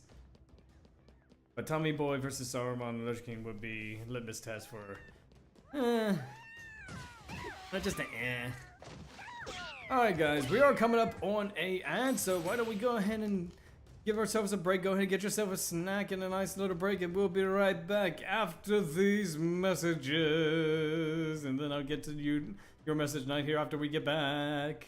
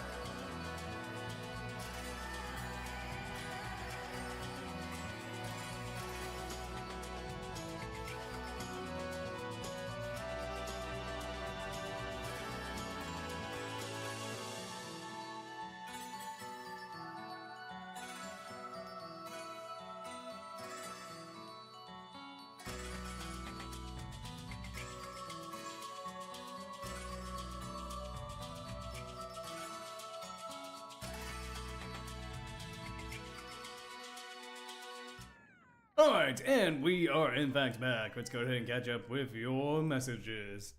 Let's see, another fun fight would be Rebecca from Flame of Deca versus Yusuke from Yu Yu Hakusho. Again, that's another show I have not heard about in a long time, man. You all getting me nostalgic here with all these good shows. Yu Yu Hakusho is not a name I haven't heard of in a long time. Like, I remember watching, I think it was Lanny Pator's Yu Yu Hakusho abridged. I remember watching that like years and years ago. Like, that's the only way I could like actually watch the series at the time. Pyramid Head versus Sauron. Middle Earth would be amazing. I mean, look, technically, Pyramid Head is invincible until certain events happen in the story, whereas Sauron, he can essentially live forever up until someone destroys his precious ring, or at least, you know, at least prevent him from actually attaining any sort of physical body or sentience, you know? I don't know about that. I don't know about that matchup, Titan. But it would definitely be something at the very least. It shall definitely be the somethings.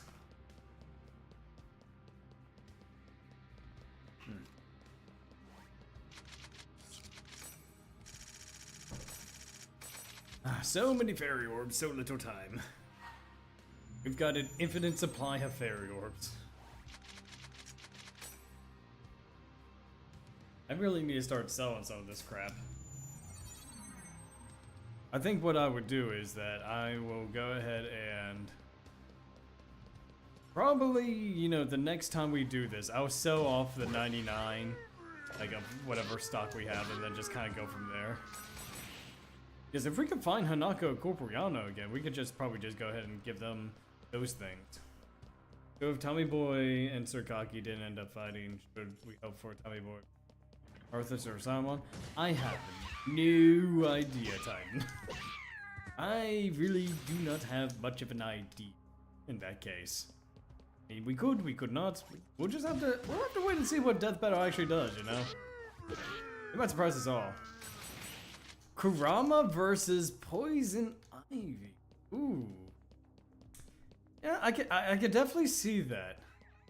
I could definitely see that. Both having like plant-like weaponry. Kurama has the rose whip, and you know, Ivy has, well, pretty much nature herself. You know, vines and plants and, you know, all that good stuff. I think that would be an interesting matchup. Man, all these Yu Yu Hakusho. Man, memories are floating back to me from Yu Yu Hakusho. I remember watching that. You know, like, at least the abridged series, like watching that, just really enjoying what I saw.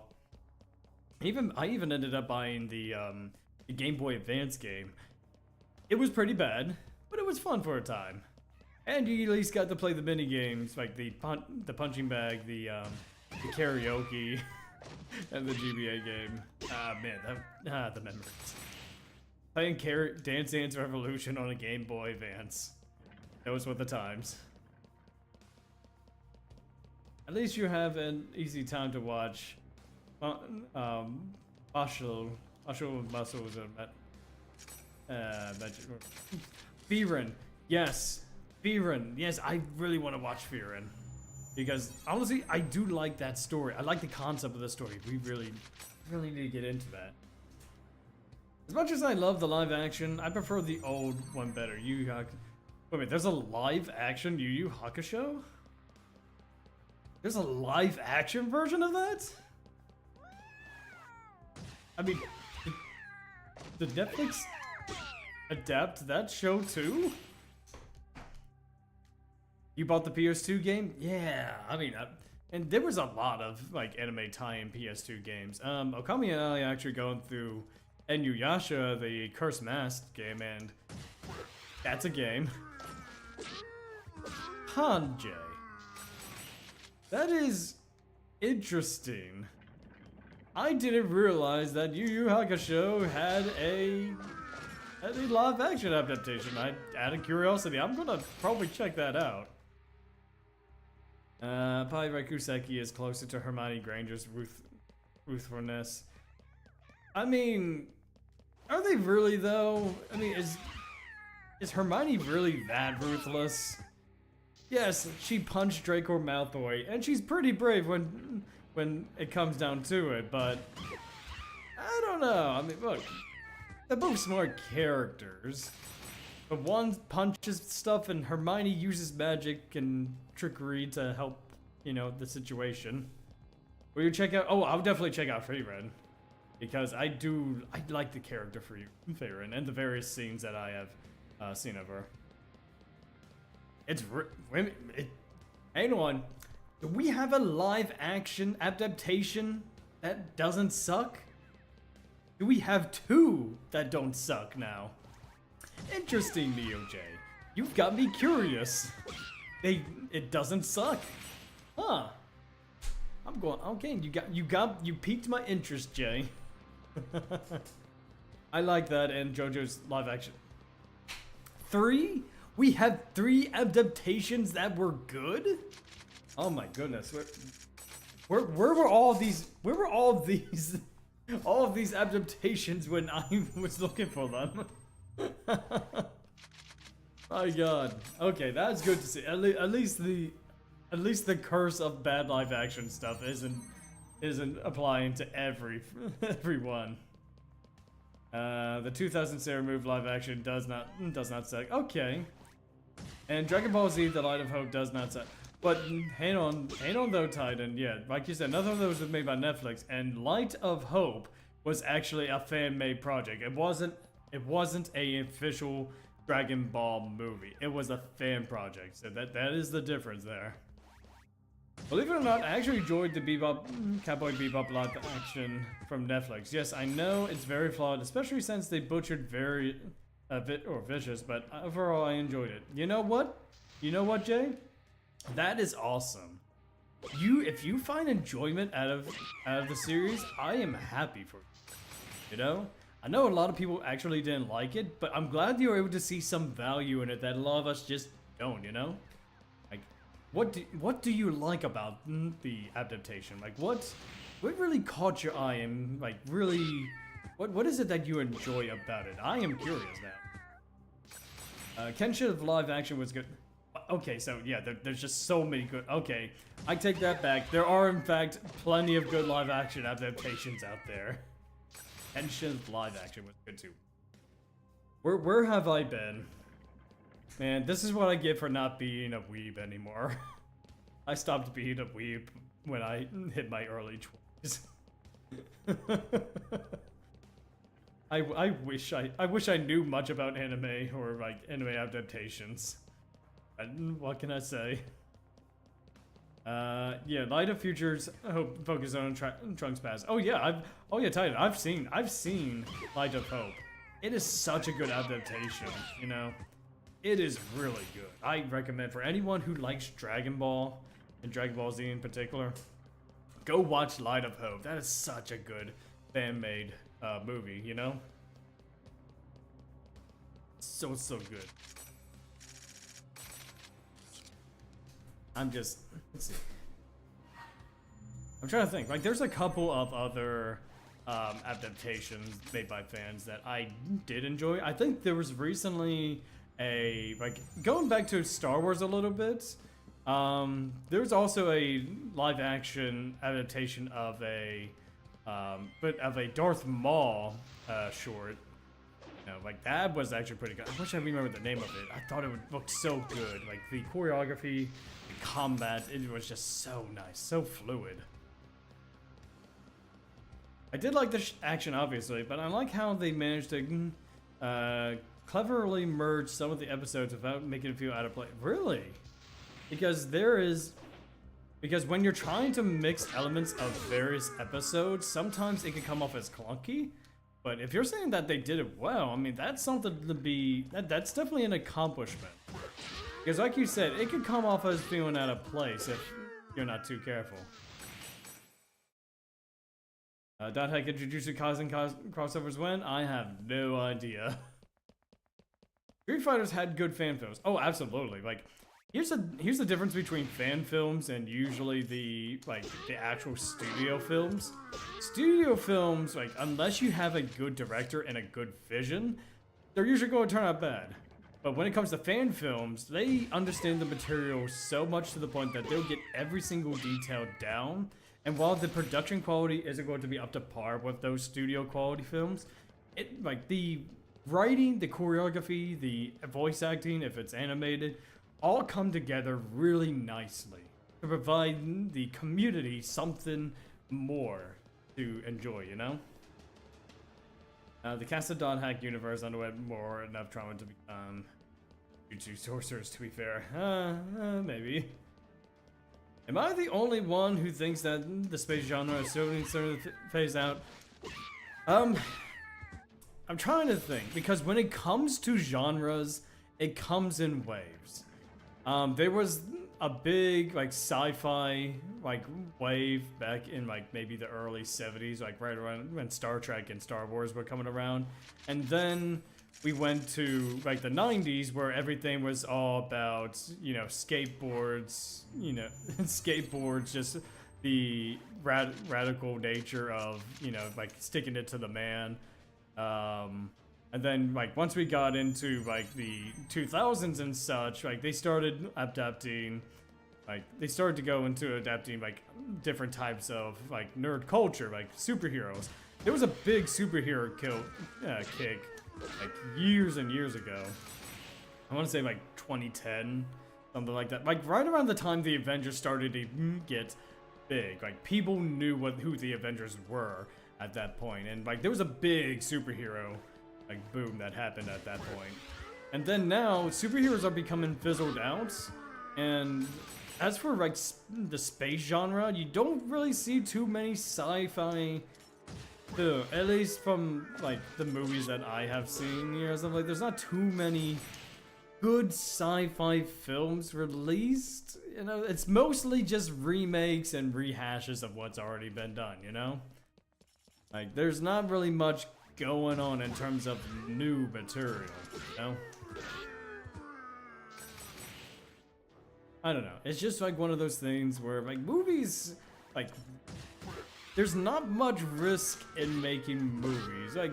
The budgets are definitely inflated. A lot of these budgets are hundreds of millions of dollars, and and sometimes it doesn't really always show on the screen, Oh, the Avengers, the greatest B team of superheroes, yeah, ever. Yeah, I said it. Yeah, you know what? I agree with you. The Avengers, I love the Avengers movie.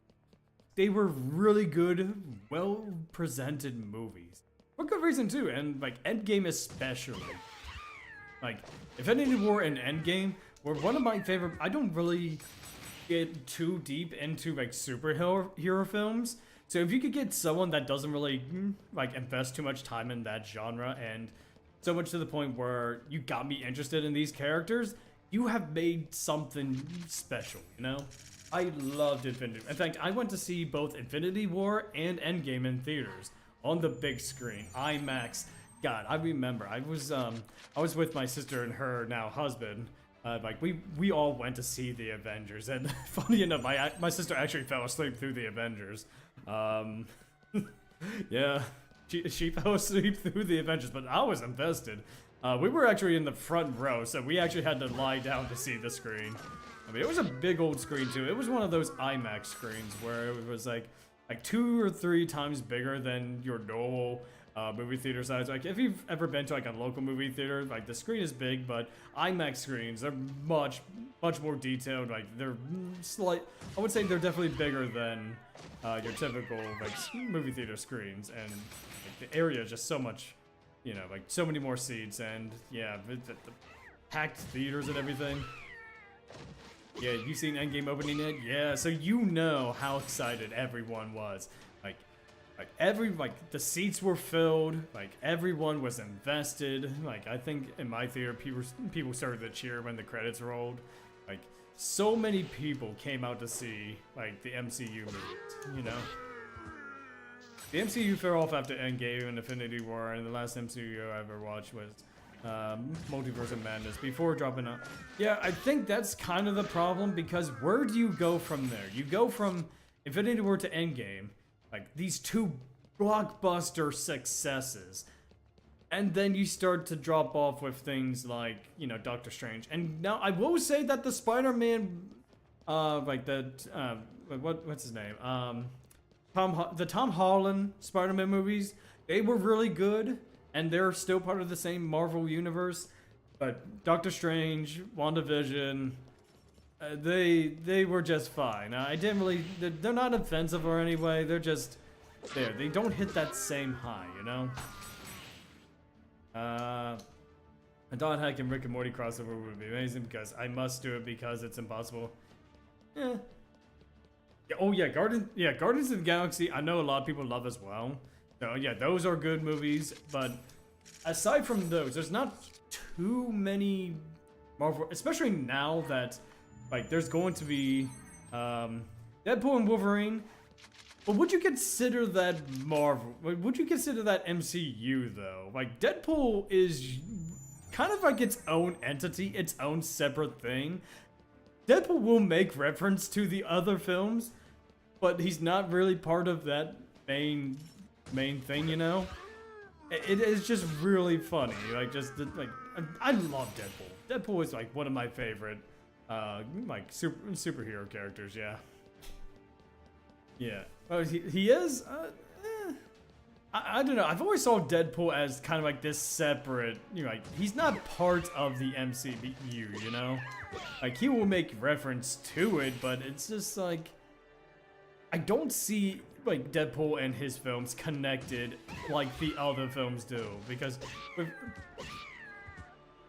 okay, so it is in the MCU timeline. Interesting.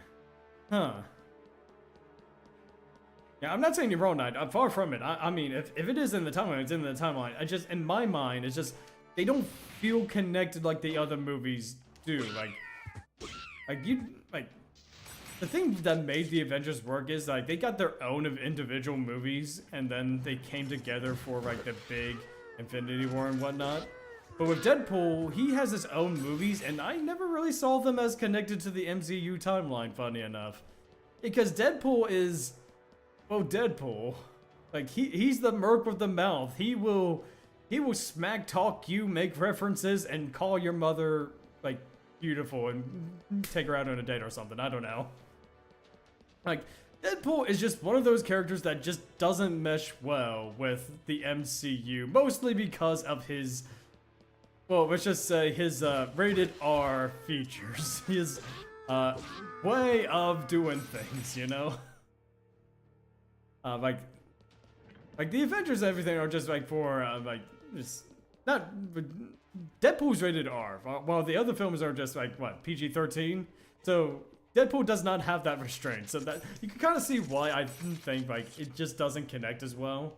You know what I mean, Knights? So, yeah, I mean, if he is in, like you said, like, he's in the MCU timeline, I guess if he's in there, you know? I just never would have thought, to be quite honest, considering Deadpool has always done his own thing in the universe, you know? Though that kind of begs the question, if they're going to do this new Doomsday Avengers movie, why they really, you know what, that's a good thing. Since they're doing a Doom, like a Doctor Doom, I think that's what I'm saying, a Doctor Doom Avengers movie, bring Deadpool into this, you know? Just have Deadpool present. Like, if you're going to do this multiversal thing anyway, you might as well just get the Merc of the Mouth as a comic relief, you know? I'm just saying, you know? I'm just saying. If I was going to guess a trend, 0 days, day and age. Yeah. Yeah, and it's just, I think that's the trend, sadly. It just, like, I don't think Doomsday is going to do as well as the other Avengers movies. Especially since they also have Robert Downey Jr. playing as Doctor Doom. You know? Oh, I meant to say the trend was, at least for this day and age, live action remakes. Oh, absolutely. Guess what, guys? Level 30! Let's go!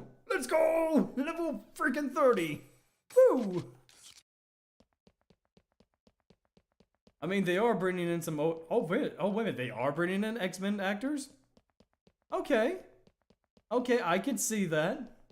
That kind of gets me interesting now. I think my gripe with Doomsday is mostly Robert Downey Jr. He did a fantastic Tony Stark. But by bringing him as Doctor Doom... I'm sorry, like, I see him as Tony Stark. I don't see him as a Doctor Doom, you know? Maybe they can explain why he looks like Tony Stark in some way or form, but... I just don't see it. And like you said, Jay, it's just like most of the industry now is just looking for remakes. Heck, there's a Lilo and Stitch remake, and now a How to Train Your Dragon remake. Eventually, we're gonna run out of movies to remake, and what are we gonna do then? Alright, guys, let's go ahead and tally up the last... Well, not the last. Tally up this new time. Let's see here. So, our current time is... let's see where...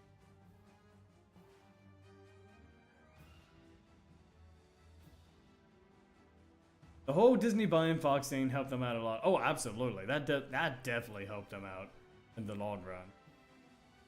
So we are at 47 hours, 45 minutes, and 39... Man, we're always ending at 9. 39 seconds for the new time. And the amount of experience we need... Let's see here. As good as that sounds nice, it is way too late for the MCU to be putting out too many poor performances. Yeah, they really... I don't think they're going to make another hit as good as the Avengers. But at the same time, I don't think Doomsday is going to be bad. I just don't think it's going to be very good either, you know? I don't think it's going to like do very well. But anyway, let's go ahead and get this final experience done. So, we now... Guess what, guys? We're in the sub 20,000s now for experience. 19,995 experience. 19,000. Dude, we almost got this. All right, divide by 3. We need to defeat 6,665 more enemies. We need to defeat that many more enemies. There you go. 6,665 enemies. That is a lot of enemies, dude. I'm back in cause. I'm interested in Fantastic Four. Honestly, I like the Fantastic Four. I kind of like what they did prior. I'm hoping like this new Fantastic Four does do a good job. You know, I'm hoping at the end of the day that they do. But all right, friends, this is where we are going to end it for tonight. I want to thank each and every one of you for coming here. You know, just talking with me, talking Deadpool, talking the MCU, talking about like all these other things. You guys are amazing. I appreciate each and every one of you. Titan, Neo J, Scott Knight, Warlord, Jacob. Am I missing anyone here? Let's see. Warlord. I think I might be missing someone. Oh, hang on. Yeah, okay, that's just Warlord. So, okay, so Warlord, Titan, Knight, and Jay. Thank you so much for showing up here today. First and foremost, guys, if you are new to the channel and haven't already, go ahead and hit that follow button if you're on Twitch side of things, or if you're on the YouTube side of things, hit that subscribe button, and it helps me out a lot. You can also head to our Discords if you want to be notified as to when we go live, participate in polls, and you get to speak with us. I am also a YouTuber. I upload YouTube videos. I do .hack topics for .hack people, and yes. So friends, I want to thank each and every one of you for joining me here tonight. I look forward to completing, because we are sub 20,000 experience now. We are 20 levels away from completing this challenge, and I'm gonna try to do 2 levels per stream. That way we can only do this like 10 more streams. Hopefully, 10 more streams, and then we can complete this challenge. We are coming close to the end of this. So, stay classy, stay beautiful, but most importantly, have yourselves a good night.